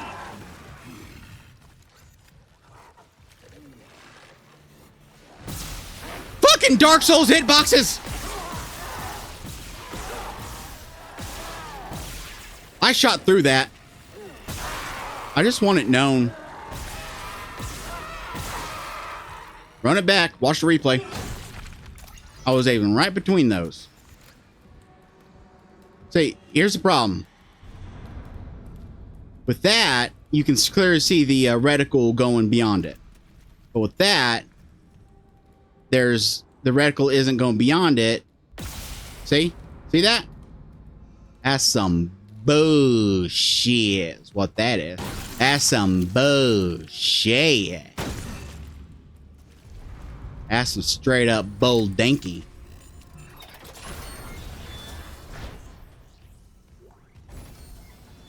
Data board. Hearing a lot of movement. Hold on, I got the data board. I'm coming back to tram control now. Daniels, get ready to go. 2 M. Smith from J. Wright. Subject, Poker Night. Keeping this off rig link in case Benson's listening in. You in for Poker Night tonight, or are you going to let Caitlin keep walking around with your credits? JFW. I'm in, but can you not invite Pavy this time? I know he's still blaming himself for Cirrhosi's accident and everything, but no one wants to hear about anyone's fucking nightmares. Because I am a man, all right? And empathy is gay, okay? So I don't want to talk about your trauma, all right? All right, all right? You want to talk about your trauma, find some vagina to talk about it with, because I got a dick, all right? Which means I don't want to fucking hear about it, all right? All right? I don't care about your nightmares. I don't care about your losses. Hey, you blame, you know what? You blame yourself. You know what? Because it's your fault. Because you ain't a man. If you was a man, it wouldn't have happened, you see? All right? All right? It's your job as men to take care of the vaginas. All right? I love the idea of someone hearing that and not realizing I'm doing a caricature and thinking that's like how I actually think. It's like, report this motherfucker. He's a misogynist. Ah! All right. It's like that old saying that goes, any society that gets its kicks out of pretending to be idiots will eventually find themselves surrounded by actual idiots that think they're in good company. Oh, especially that one where he saw Sarosi up and walking around with half his head missing. And don't give me shit about it. I'm serious. It's messing with me. Last night I had one of those dreams where you wake up, you know, but my dad was sitting next.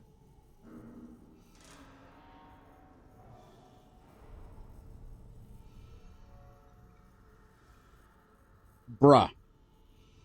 Did you just bitch about someone else talking about their nightmares before then talking about your fucking nightmares?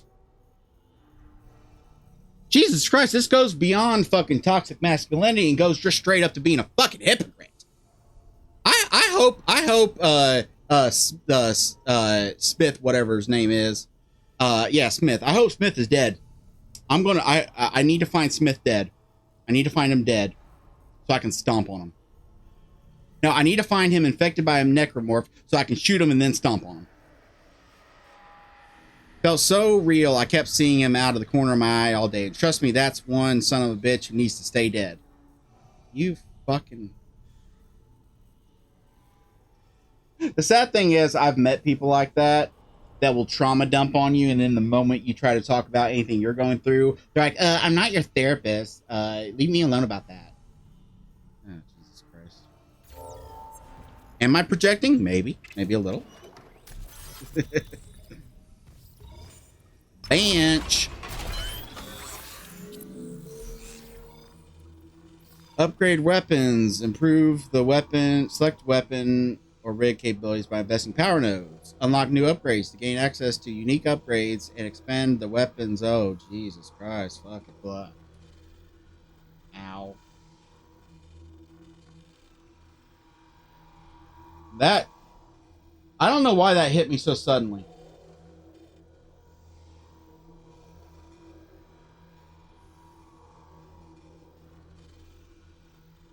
Now, I took a pain pill earlier, and it was the first one I'd taken in like a week and a half because I ran out early because technically this is going to sound like something I shouldn't publicly say, but my doctor has literally said it's okay if I do this, so I don't care. But I ended up injuring myself really, really bad, throwing my back out to the point where I could barely even get out of bed.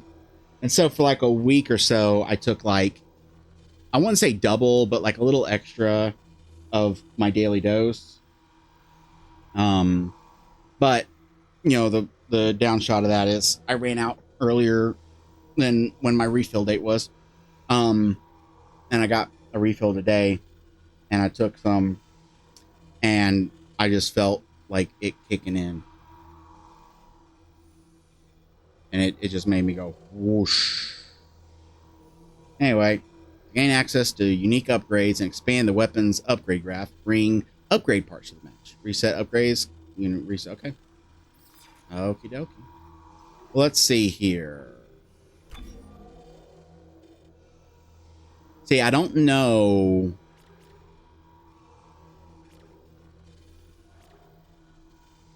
I'll upgrade. No, I gotta start over here. God damn it. Fine. All right, you know what? Let's just... There. All I wanted was duration, because I haven't gotten injured enough to worry about health, and I haven't had to deal with oxygen yet, so I don't know for certain how much upgrade I'll want there. The only thing I knew that I wanted was duration of the stasis. And I'm assuming when you upgrade your suit, if suit upgrading is in this game, which I remember that by the third game, suit upgrades were fucking microtransactions.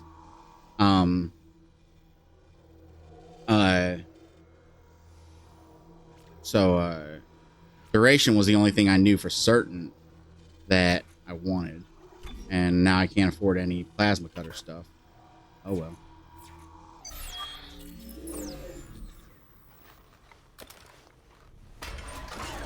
What does that say? To join is to survive. Right. All right, where are we going now?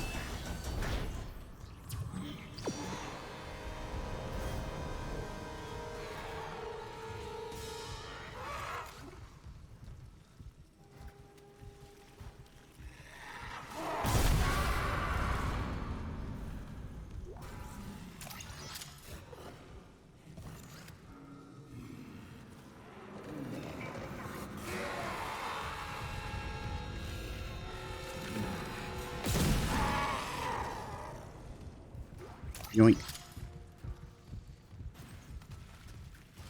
I remember back when I played the original, I did quite a few playthroughs of that, and I did one where I tried to do as much of the game as possible using only kinesis. Not stasis, because that's limited, but kinesis, if I recall correctly, this would be like a really bad Mandela effect moment if it turns out that kinesis uses stasis power as well. But I remember doing a playthrough where I barely ever fired a shot, and I just did as many battles as I could by picking up objects and throwing it at enemies, and then picking up enemies' limbs and throwing it at enemies. And I was actually able to do quite a bit of the game without ever firing a shot.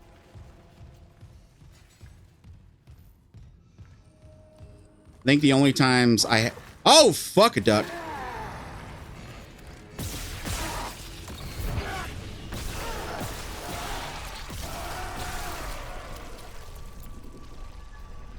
I think the only time I had to fire shots was at the beginning before I got the kinesis, and then excuse me? And then later on some battles, like especially boss battles that just didn't have that stuff available. Like didn't have any objects in the room available. Like for instance, the giant monster and the big old fan thing that looks like a giant laundry machine. I don't think there was like throwable stuff in that room, which I'm definitely looking forward to seeing that in this one, all HD and cool.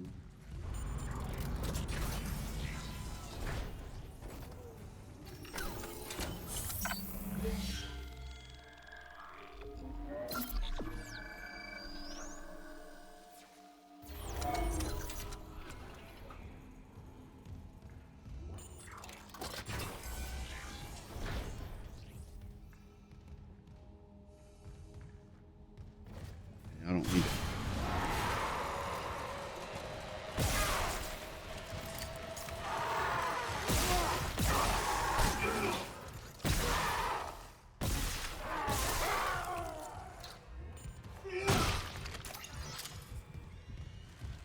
I need to remember that when they're about to do a melee, the range on it is a lot longer than like what it looks like from the angle.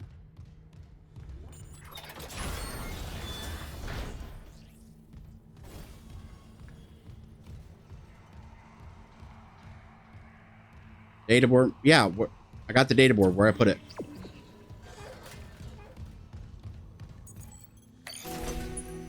Data board reinstalled. System restart complete.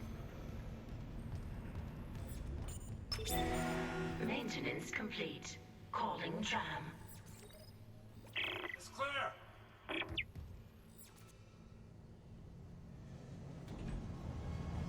Now arriving at flight deck tram control.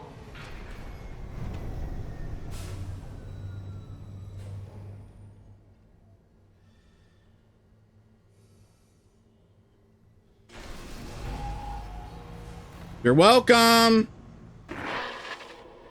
We're on board. Something hit the roof, but it seems operational. Quarantine lockdown's lifted, so you can get to the hangar. Comms are still down though, so be ready for anything. What's the plan? You and Johnston fix up the Kellion. We report to the bridge. Standard emergency protocol. What? Protocol? Hammond, people are dying here. And I'm not losing anyone else. We stick to procedure. We'll get through this. We'll see.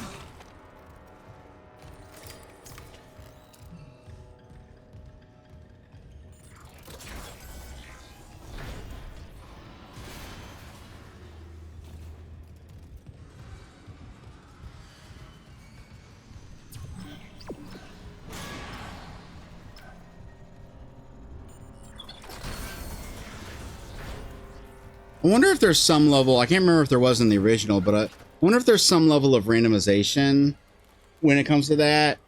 Because like you hear like sounds of like things crawling through. I wonder if like there's obviously going to be scripted moments, but I wonder if there's areas where sometimes they'll pop out, sometimes they don't. So that on multiple playthroughs, you can't like memorize which sounds you need to be worried about and which ones you can just run past.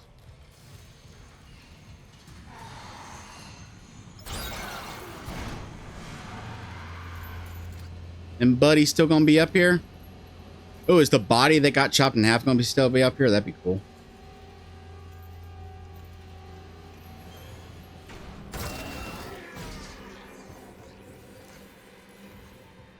No. Oh no, there's part of it.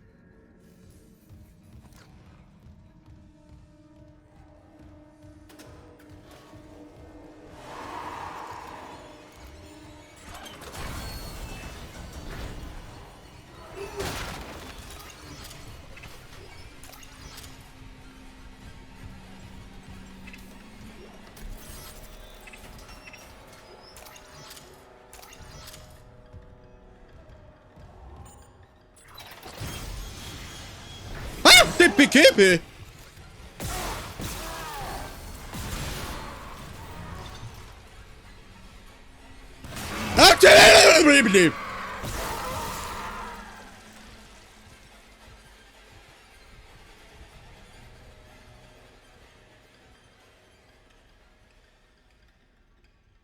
I'm going to show you something. Okay? I just want you to understand what I'm dealing with here. All right. TV. All right. I'm playing the game on. Screen that I've got the computer connected to with OBS and everything. You see how small the game preview is. So when I just now glanced over there just to keep an eye, make sure that everything was going well with the recording, I saw that fucker show up as I was opening the door on that little itty bitty square. And I was like, yeah. Jesus Christ.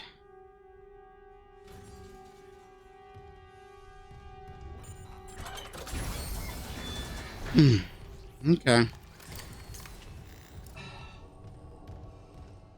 We're good. We're good.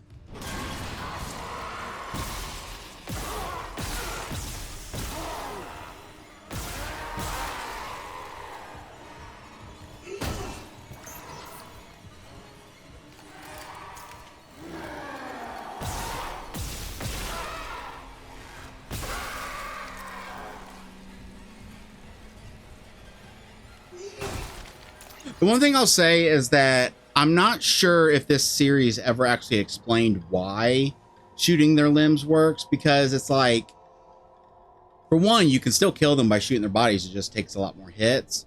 But I always took it to be that, like, shooting their limbs basically made them immobile. Like, it didn't necessarily kill them, it just took away their ability to move because they didn't have any appendages to move with. And that was like a great horror concept, that you couldn't kill something, you could just immobilize it. But like, they'll die from just having like one limb shut off. Obviously, you know, on a lower difficulty, I imagine on a higher one, it takes a lot more hits, but it's like, if it is that you're just immobilizing them, then why aren't they able to still drag themselves along with, I don't know. I think it would have be a lot cooler if you literally had to immobilize them, like you had to get each limb cut off, and they had unique animations for trying to move with certain limbs. But to compensate, it only took like 1 or 2 shots max to cut off a limb. Whereas the way it is now, you just blind flyer.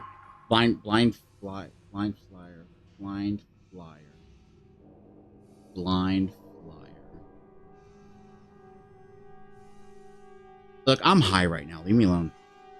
You blind fire, making a vague attempt at hitting the limbs until you've done enough damage that they're dead. Which, it's fine, but I just think it would be a lot cooler. And I wouldn't be surprised if maybe there's like a mod on PC to make it like that. But it'd be a lot cooler if like you actually had to immobilize them.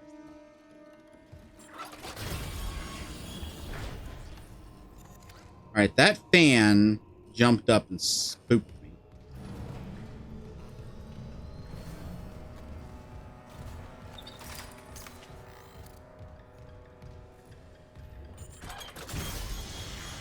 Isaac, we made it to the bridge.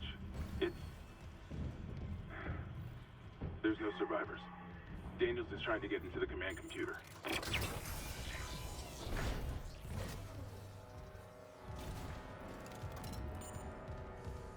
Can I go back to the yeah, can I go back to the ship and see how our buddy is doing? How's your ankle?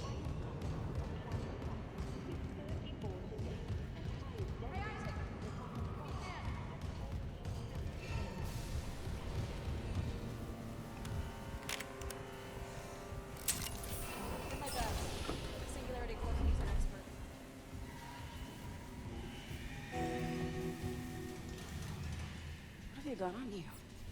Is that blood? Haley, I need you to listen. The Ishimura's overrun with... they're fucking monsters. You didn't hear anything? What? No, the comms are still out. Isaac... We need to kill him fixed now. Got a damage report?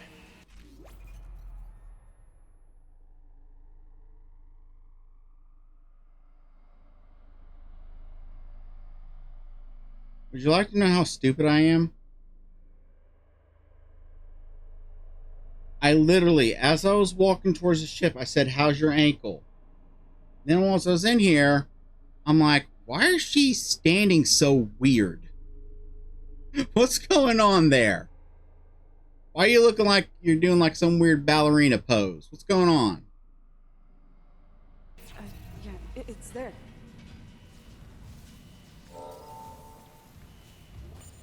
Should have been waiting.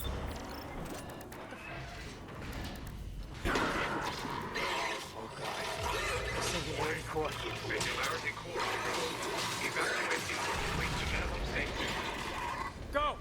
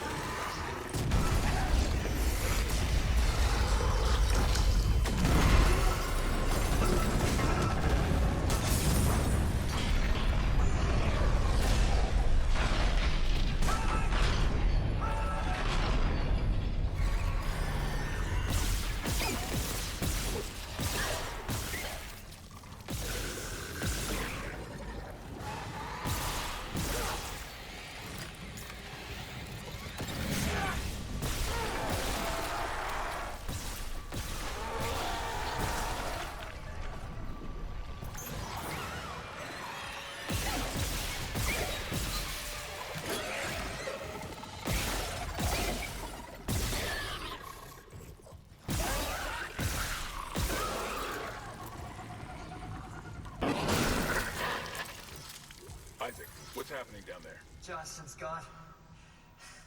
The Killian too. The Singularity core overloaded. No! Kellyanne was our only way home. We're trapped. No! I'm not losing two good people for nothing. What about the command computer? It's a brick. All the primary systems are locked down with the captain's codes. So we find Captain Matthias, track his rig.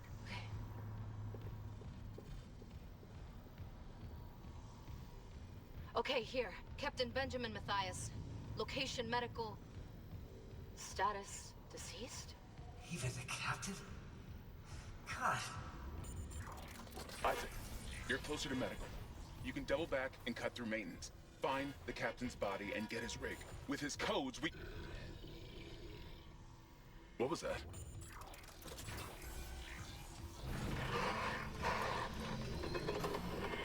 Chen? Okay, Hammond, run!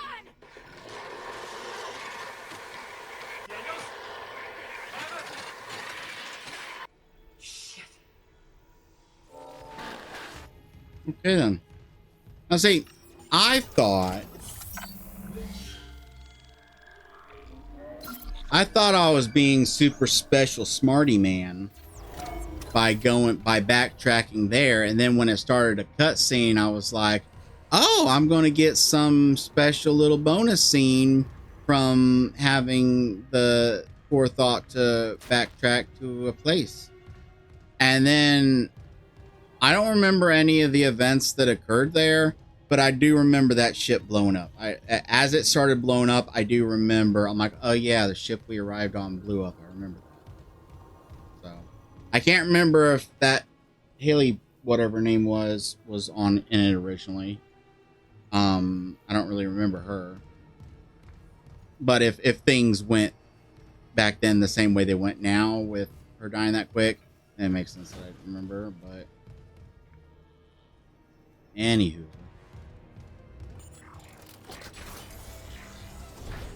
I'm guessing if I had, because I bypassed this door and went that way. I'm guessing if I had done the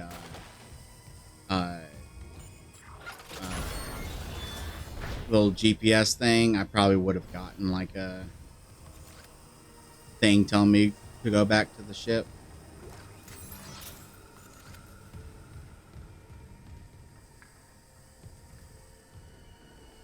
I can't die here. Not yet. Not like this. Eat me. They ate my boy. They ate my boy. They ate my boy.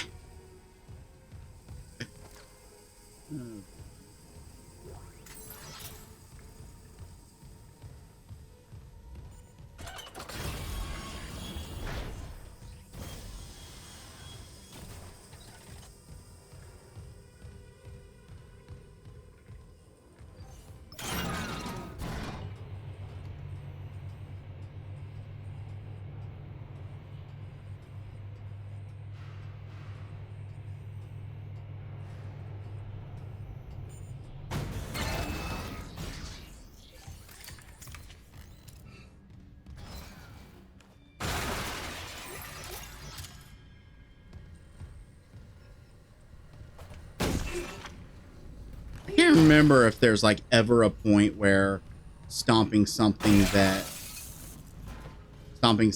already dead could possibly, you will pay for your crimes. Okay. Why are there arrows pointing down there?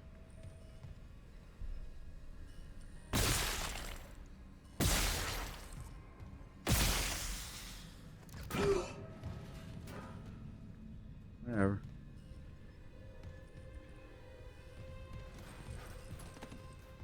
Pang. There's always pang. Yeah, there's always pang. I mean, we need more people here. I mean, there is always pang. What's your story? I can't read any of this, you know. You won't let me zoom in. Fucking jerks. Fucking text that I can't fucking read.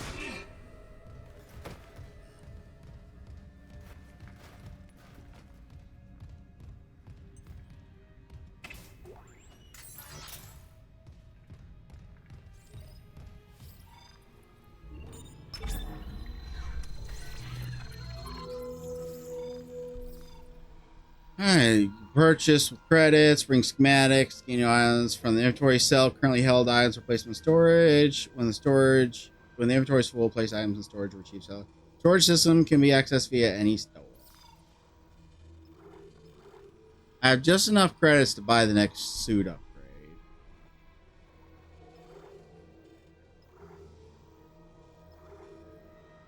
I have power.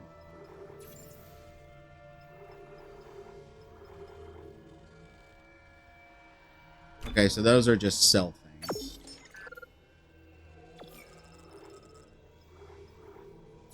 I guess I'll just upgrade the suit. I don't really need the armor. I'm not that in danger of dying, but extra inventory space would be nice.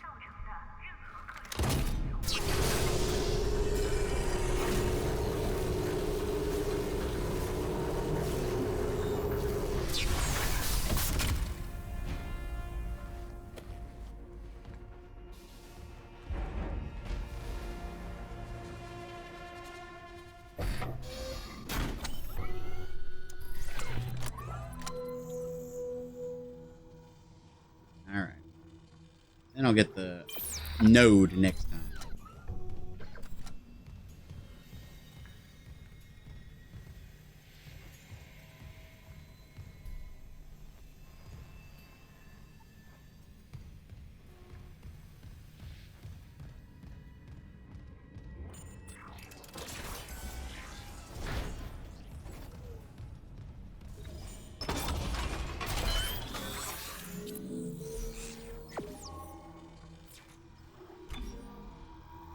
Yep, upgrade the damage. We're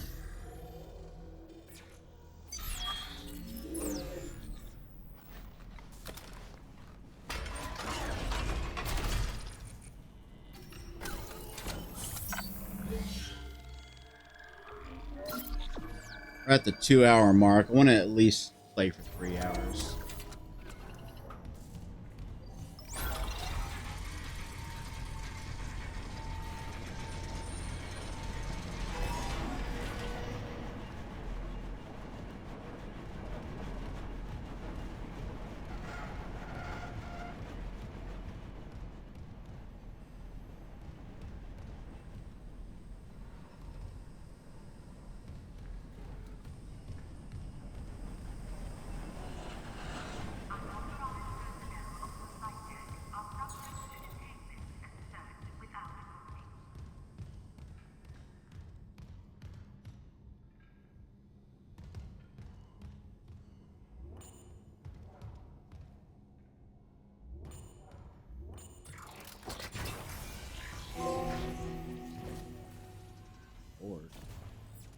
Oh, complete chapter 1. Alright.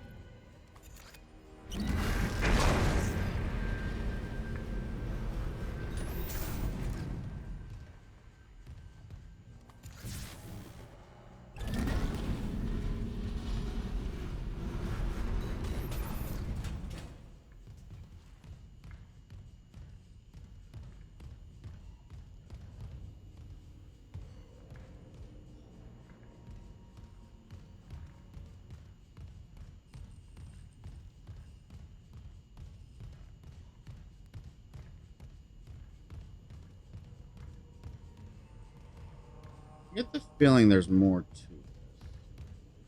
this.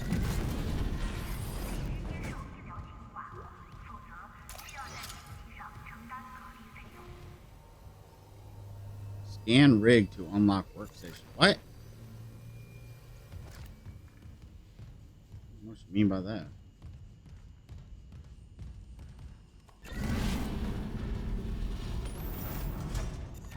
Wait a minute. Wait a minute. Wait a minute. Aha! Gimme.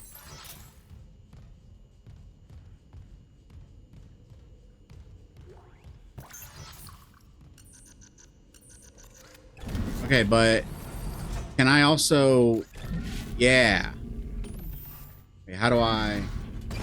There we go.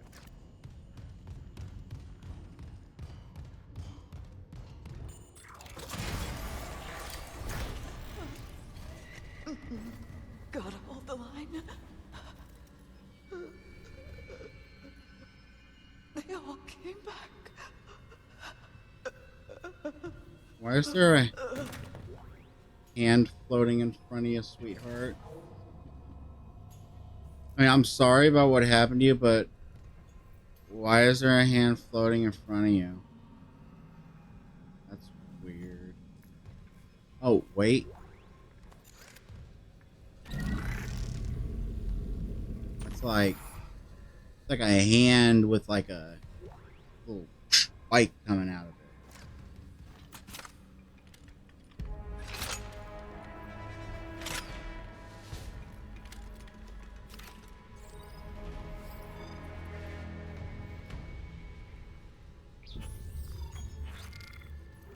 Pulse rifle. Pulse rifle I fucking hate. I hate the pulse rifle because it's like it ends up being one of the stronger weapons, and yet to the point where like if you primarily use the pulse rifle, it's just like overpowered. And I don't know if it'll be like that in this, but in the original, there was a system where Station now accessible. Thank you for your patience. there was a system where the ammo that would drop would be based on what weapons you had in your inventory. So if you put a weapon in storage, you were a lot less likely to get ammo drop for that. So if you put everything except for the pulse rifle in storage, you just get a bunch of ammo for it. And it was just over the top overpowered compared to other stuff. It was annoying.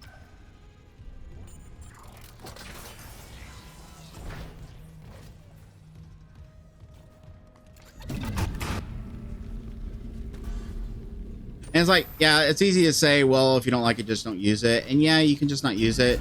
But it is still frustrating to know in the back of your head that you're gimping yourself because the game, and who knows how balanced it is in the remake. Maybe they rebalanced it.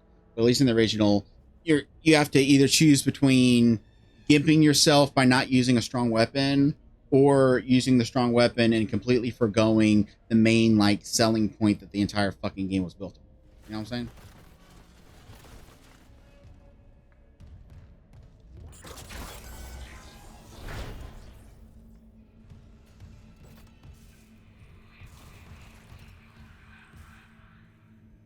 That's a lovely room. Sure, great and wonderful.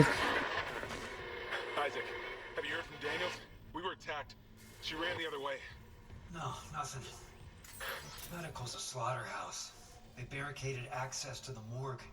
The morgue? Yeah, but the barricade was put together in a hurry. A hydrazine tank might blow it open.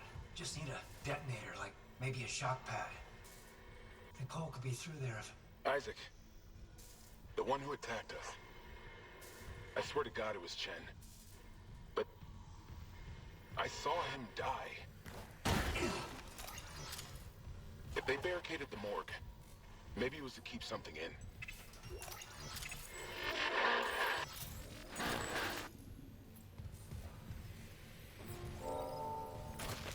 All right, destroy the barricade. I gotta be honest, unless they like used like welding or something, it really just looks like you could just kind of pull a lot of that off. It really, I'm sorry, but it does look like that could all just be kind of pulled off. Unless they use some kind of like welding to...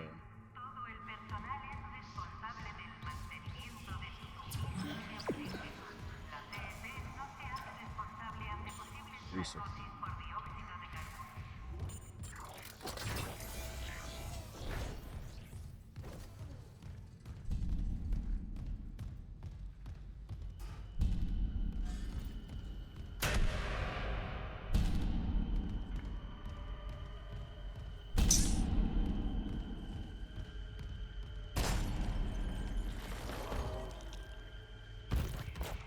Oakley dokley. Places.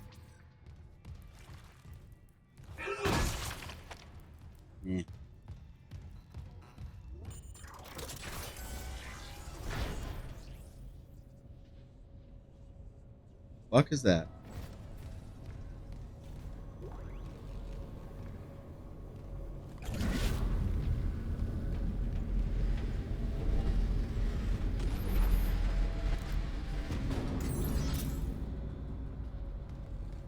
I don't know what that did, but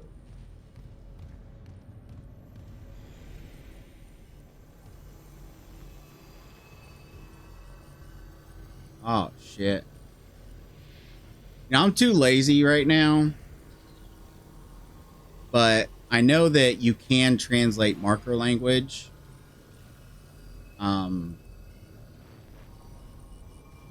But like I know there's either a codex you found in the game or you had to piece it together through clues, but I know there was a way to figure out what symbols correlated to which letter. But I'm too lazy to worry about that. I do think it's a nice touch that there's a wheelchair there. Like replacing one of the regular chairs. Just to show like I don't know, I just like that touch. I think the reason I like it is because it doesn't draw attention to itself. Usually, if a game or really any media acknowledges someone being disabled, it's like front and center. Like, oh, look at this. Aren't we so diverse for, including this? Can you please give us brownie points? Please look at it. We want you to look at it, gawk at it, stare at it. And it's like, no, it's just there because, like, yeah, there are people who would be there. Yeah, I like that.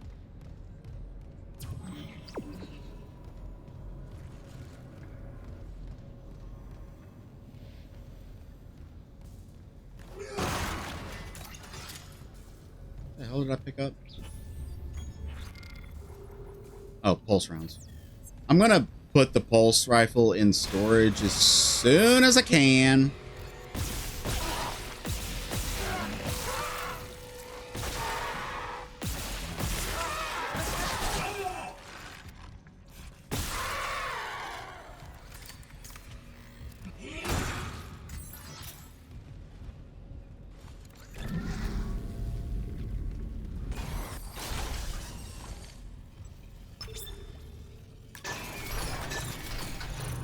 Elevators and doors.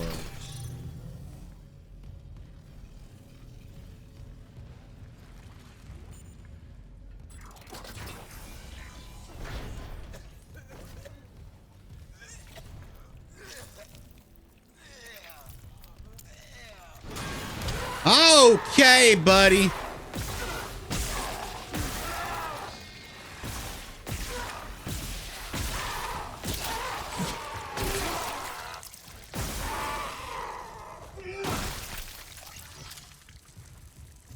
You okay over here, buddy? Okay. Have I gotten any nodes? I don't think I have. Yeah, I haven't gotten any nodes. Nope, there's one. Nody boy. Oh, that's not a Stumpy. And I need some security clearance.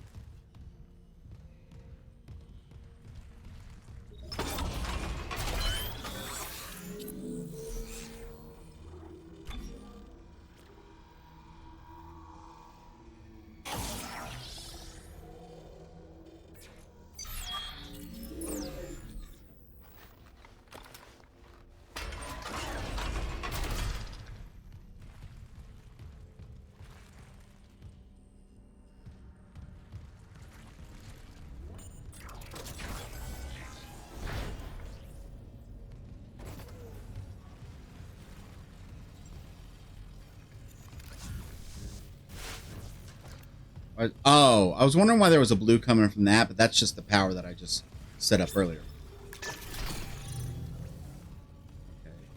Oh, this is the old. Okay, hold on. Is there anything left in here that I didn't do?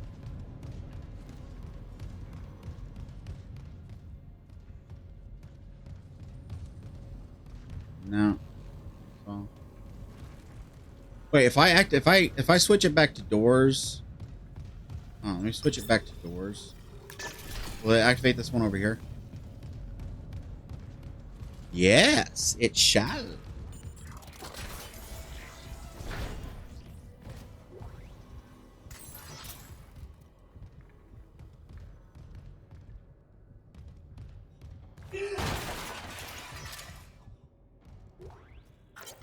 Patient log retrieved. I hear the tests on patient Harris were inconclusive. Given the reports from the colony, he's lucky to have his faculties at all. Well, a divine experience would leave an impression on anyone's mind. Perhaps. But I saw nothing divine in all that blood. The suicides. This is a revelation, Terrence. We just need more insight to translate it. You think this insight can be found in Mr. Harris's psyche? I'm positive. And with Captain Matthias barring any visits to Aegis 7, this fellow may be our best chance. But Harris is Dr. Brennan's patient. And your methods... Look, Mercer, things are complicated enough already. I can't sign off on this. You'll do what's best, of course, but how long can we afford to wait?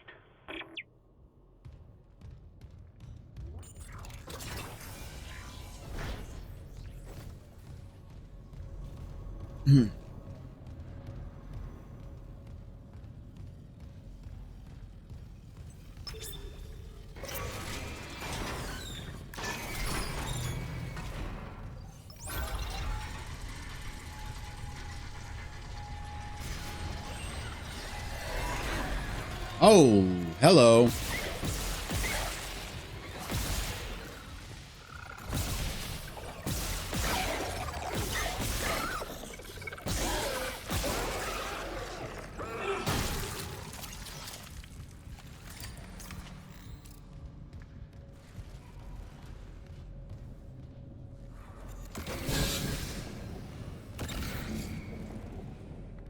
Oh. All right, whatever.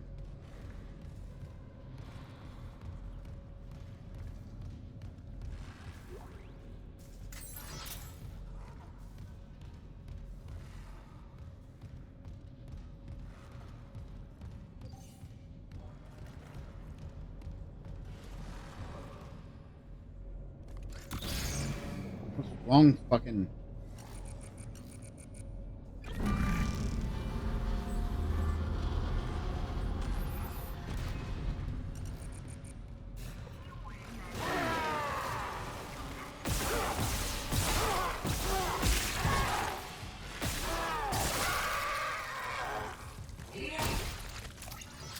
See, I keep getting pulse rounds.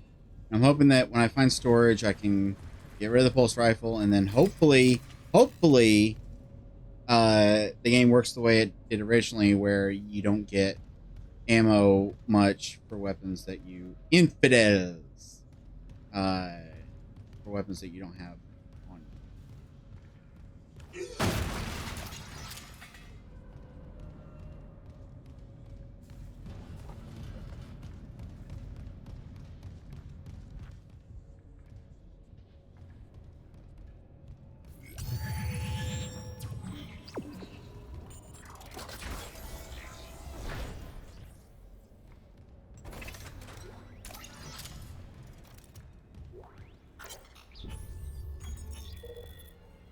Medical log, Dr. B. Warwick, Chief Psych Officer, sensory deprivation treatment.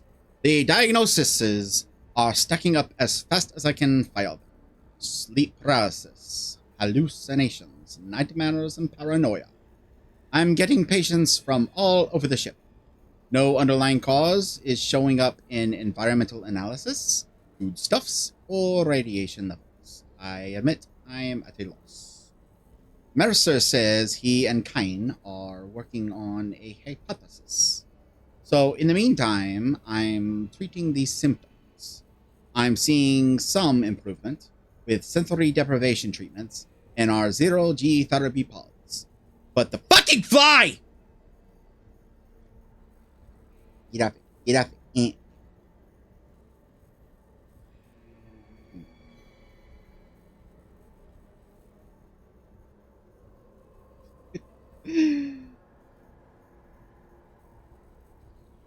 There was a gnat landed on my glasses, and then I smushed it, and then it left a smear.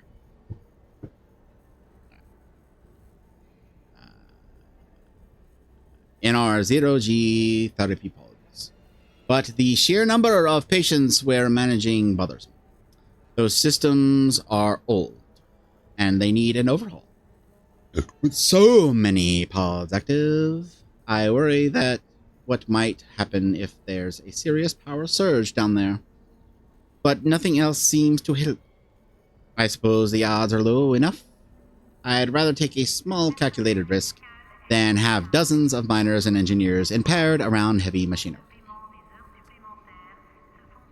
Play a game. Try to count how many different accents I went through during that. I either went through 12 accents or no accents. Like there was either a bunch or not anything in there is recognizable as any accent that exists. Oh boy.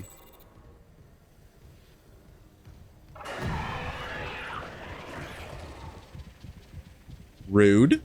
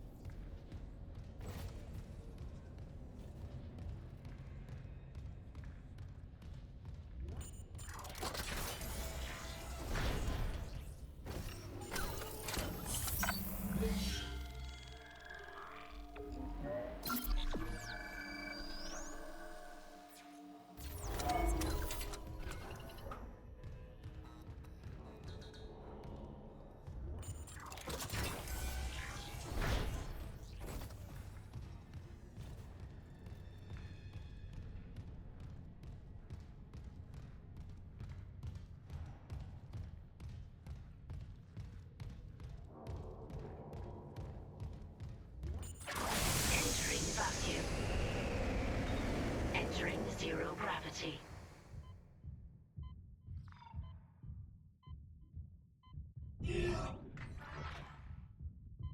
Are there any other of those? Okay.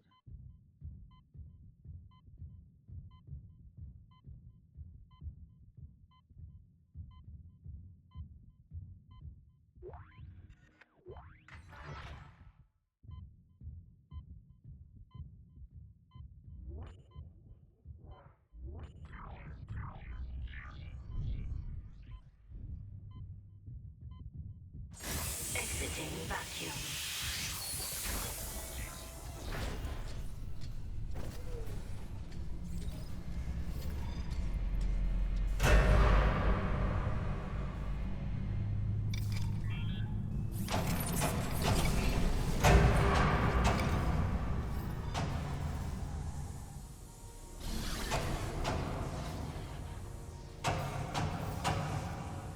You know, can I just say, I get why they changed it, all right? This is the zero-G system that they used in the later games, and people preferred it, and I can see why. But am I the only one that's just a tad bit nostalgic for the like point and shoot style system where like you had to like aim yourself and then launch yourself in that direction? I liked it. I liked it. Maybe I'm weird, but I liked it.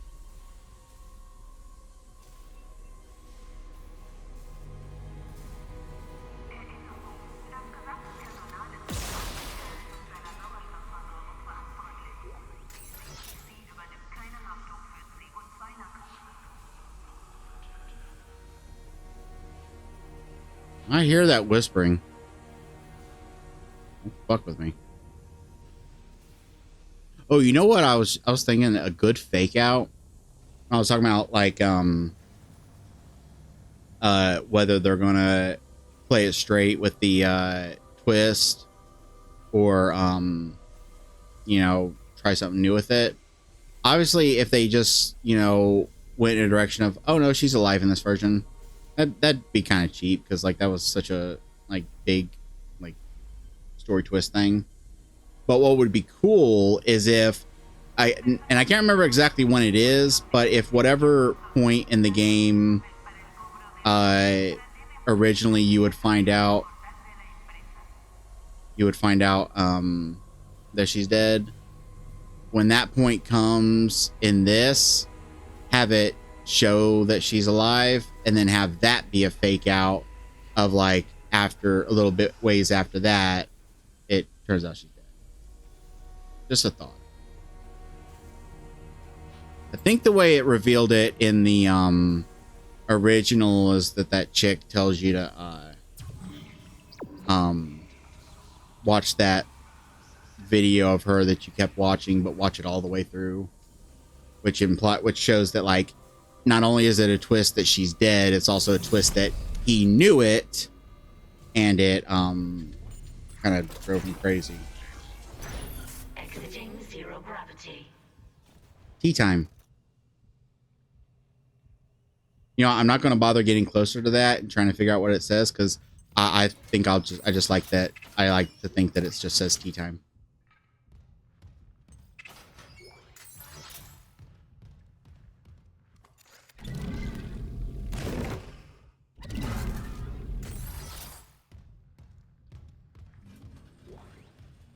Ah, that's what I needed. Still holding this position. What's happening there? Did you find Nicole? No sign of her yet. But I found some hydrazine that should work on the barricade. I just need to find a shock pad. Okay. Work fast, Isaac. Okay, so not a huge deal. Not a huge deal. But it does kind of fuck with the suspension of disbelief that he happened to call to check on me as soon as I picked that up. Like, it should have been like a little ways later as I was backtracking. Unless it's implying that I contacted him, and when his thing activated, he was the first one to speak. Entering zero gravity.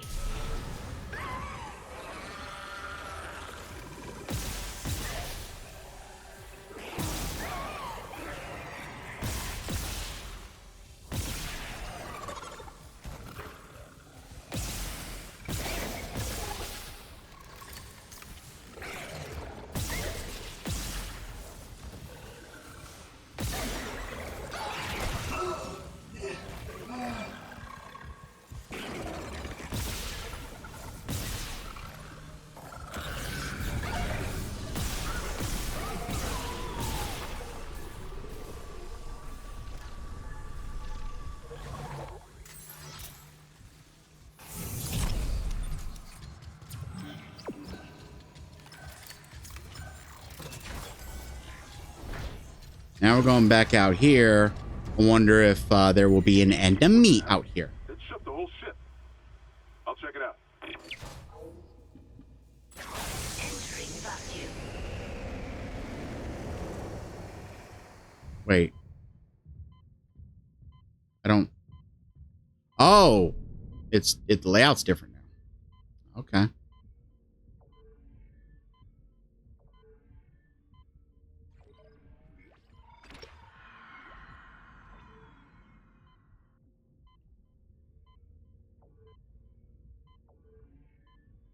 Is there anything here that I could check out?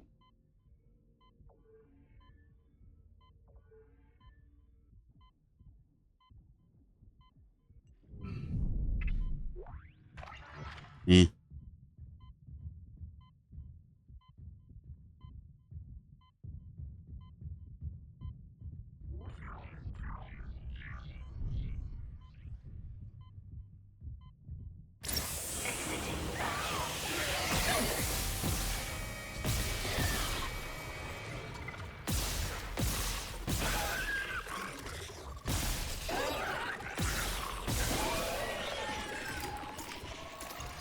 Not sure why you just stood there.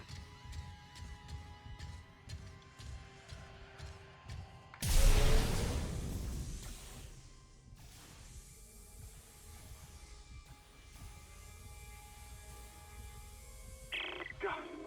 Took one step out of the captain's nest and Chen, that thing, he almost got me. You okay? I trapped him in a damaged escape pod. He's snarling like, this is fucked up. Hurry, Isaac.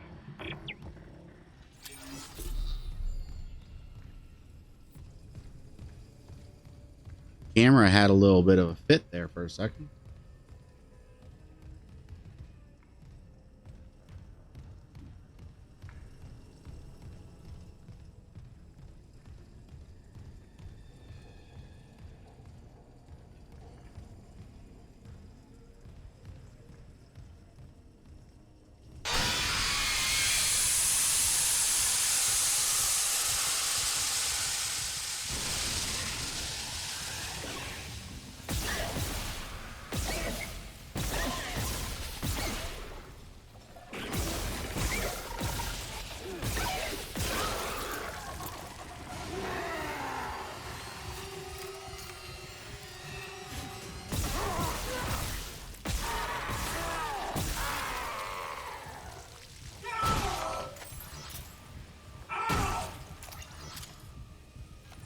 Oakley dokley.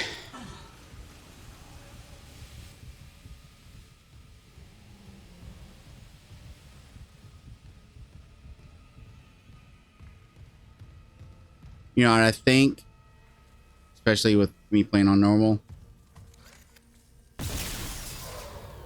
even though I'm sure later on I'm going to die more, the fact that I've went this long without dying, I think in my next recording, I'll just turn the death counter off. Save that for Souls games.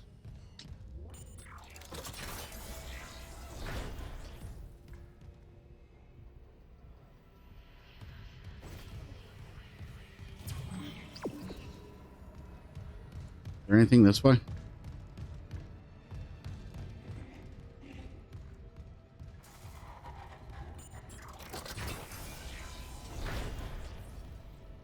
Oh yeah. Okay, I've been there.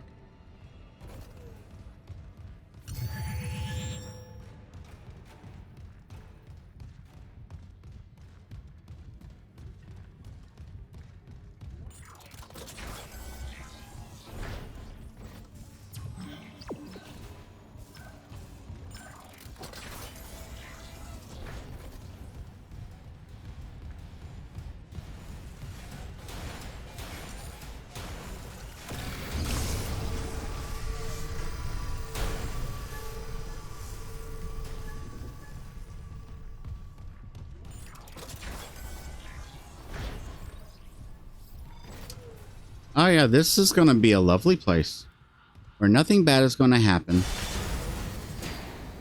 Yep. Hazardous anomaly detected. Quarantine activated.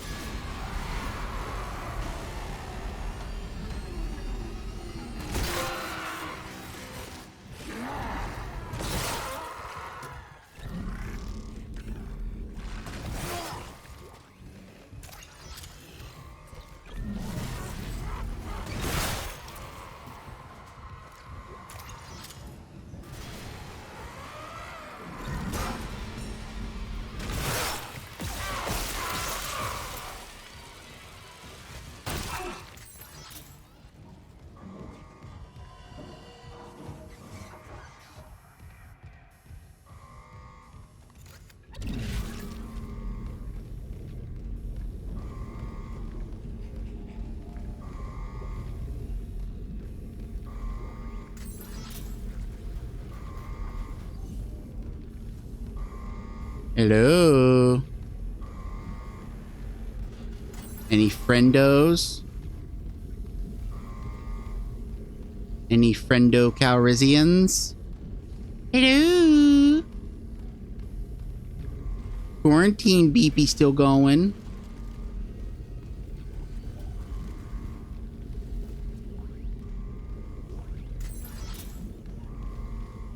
If there are no people, then why quarantine still go beep beep? Quarantine still go beep beep. I need to know why quarantine still go beep beep. Quarantine beep, the quarantine beep. The quarantine beep beep beep beep beep. Go downstairs. Maybe more friendos down here. Friendo!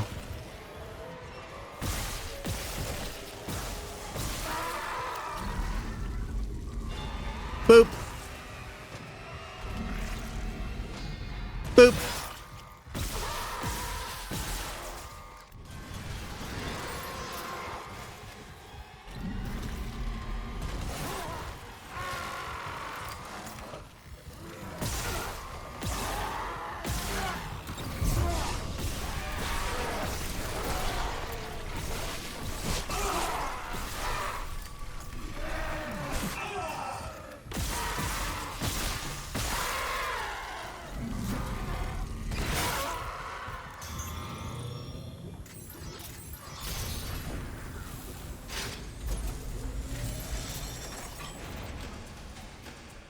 Tissue sample.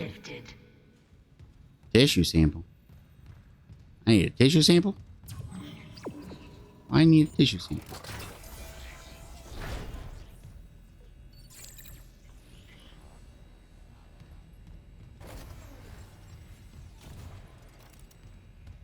Ben, what in God's name is happening down there? Precisely that. God's work. How can you say that? These deaths at the colony. The paranoia, the hallucinations. You wanted a scientific analysis? Cause and effect? Well, it all began after they raised the marker. What are you so worried about? The marker is divine. We know this. Look, it'll be on board tomorrow. You can study it then. Put your mind at ease. At ease? People are dying. How can that be the transformation the teachings promise? We're witnessing a new beginning. Terrence, for unitology, for humanity. Of course our faith is being tested. Everything is about to change. That's what worries me. Okie dokie. And recording. Seal entry. I mean, I don't really know how sealed it is when I was able to just go boop and yeah. Personal log, Dr. Thicc, Chief Science Officer, observations on the mock. The vid logs from the colony are poor quality, but I've seen enough to confirm the discovery to Ben. The artifact appears to be a genuine marker, the first to be found since Unitology's founding. We must get it on board at the first opportunity so I can begin a proper study. See, what I think, and again, it's been forever since I played these games, so I might be off here. I think in the first game, it led you to think that the marker here was like a new thing that like was causing all this. And then I think it was in the second game that you discovered that it was something that had been worshipped for a long time, and there were other markers and stuff. I could be wrong about that. That's just my memory. I can't even imagine the potential of such a find. The black marker offered revelations beyond our wildest dreams, and that was without the benefits of current analytical technology. This new marker, what secrets could it have? What wonders could it offer to humanity, to the Church of Unitology, without EarthGov here to seize them first? This marker could herald the dawn of a new age, and I will do my part to see that age come to pass. Maybe this is fate. In the darkest times of my life, the Church and its teachings comforted me, saved me, and now I'm here, in the right place at the right time to be of service to all humanity, to repay those blessings. Amelia, if only you could be here now. Po Amelia.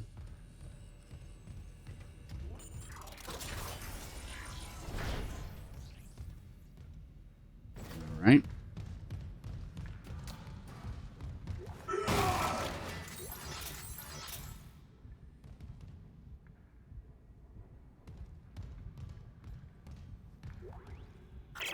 Surgical log. Dr. Charles Mercer. Copy to my secure terminal. I convinced Jurgens to show me the video feed from the colony.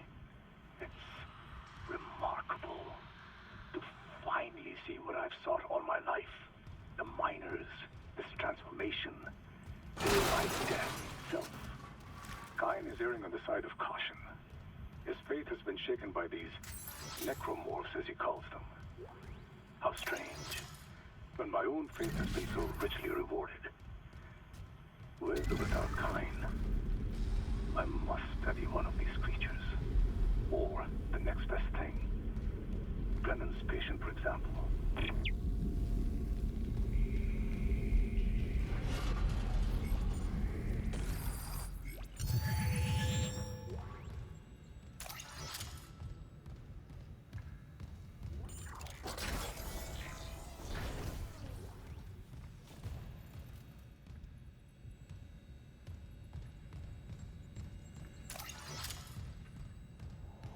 I feel like there's more I can do here because there's this fucking sample thing. Have I been in here?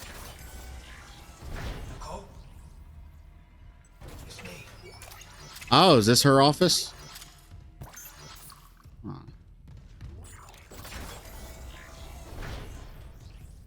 Yep.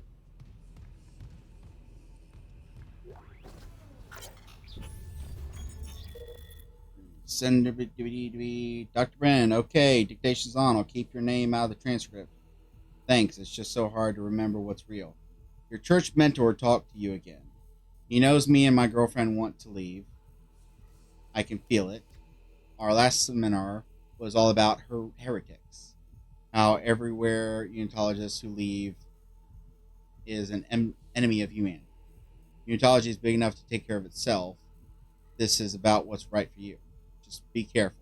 The church pulls out these tricks when they feel threatened. They have neuropsychiatrists too. Even if you get out, they'll try to. Dr. Brennan, sorry, did something happen? I had a patient who I tried, and her son tried so hard, but I will fight for you with everything I've got, but never underestimate how strong the church's pull can be. Oh, shit. Personal log, Dr. Nicole Brennan. Take a picture of us. And zero-G therapy, patient Harris is showing improvements. If this continues, there might be hope for the others on Aegis 7. However, Dr. Mercer continues to interfere. He claims Harris's delusions are religiously significant. If I have to make a complaint, I will. I'm not losing my patient over unitology bullshit. Not again. Tracking rig signal. Dr. Nicole Brennan. Rig location? Inconclusive. Manual rig tracking is available.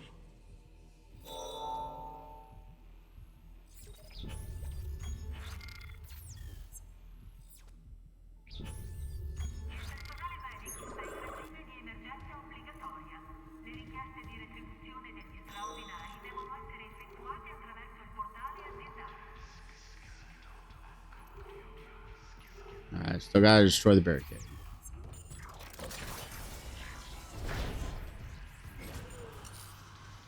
And I still have to find a sample.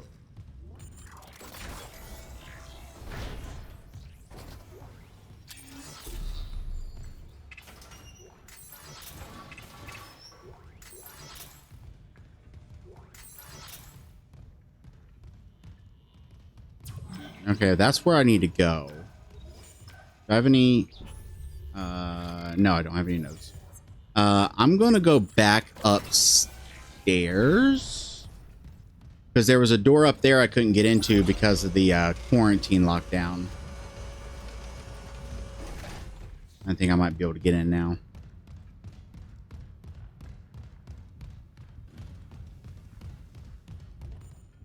Really? No power?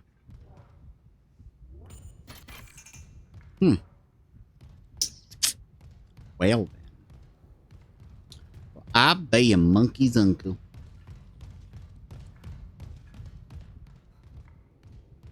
This is my nephew. Name is Bubbles. He likes nanners.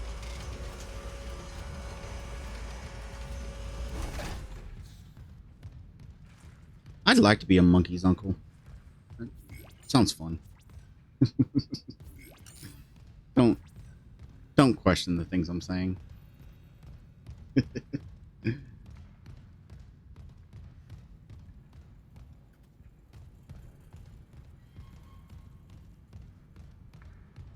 where am I going? I got turned around. Over there.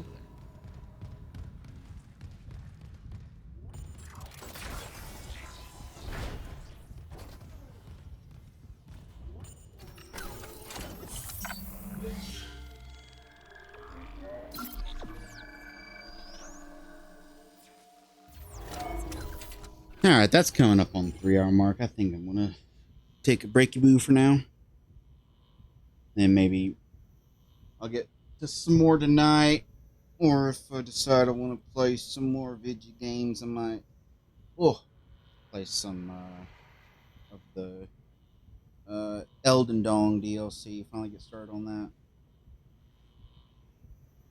Either way, thanks for watching. Bye-bye.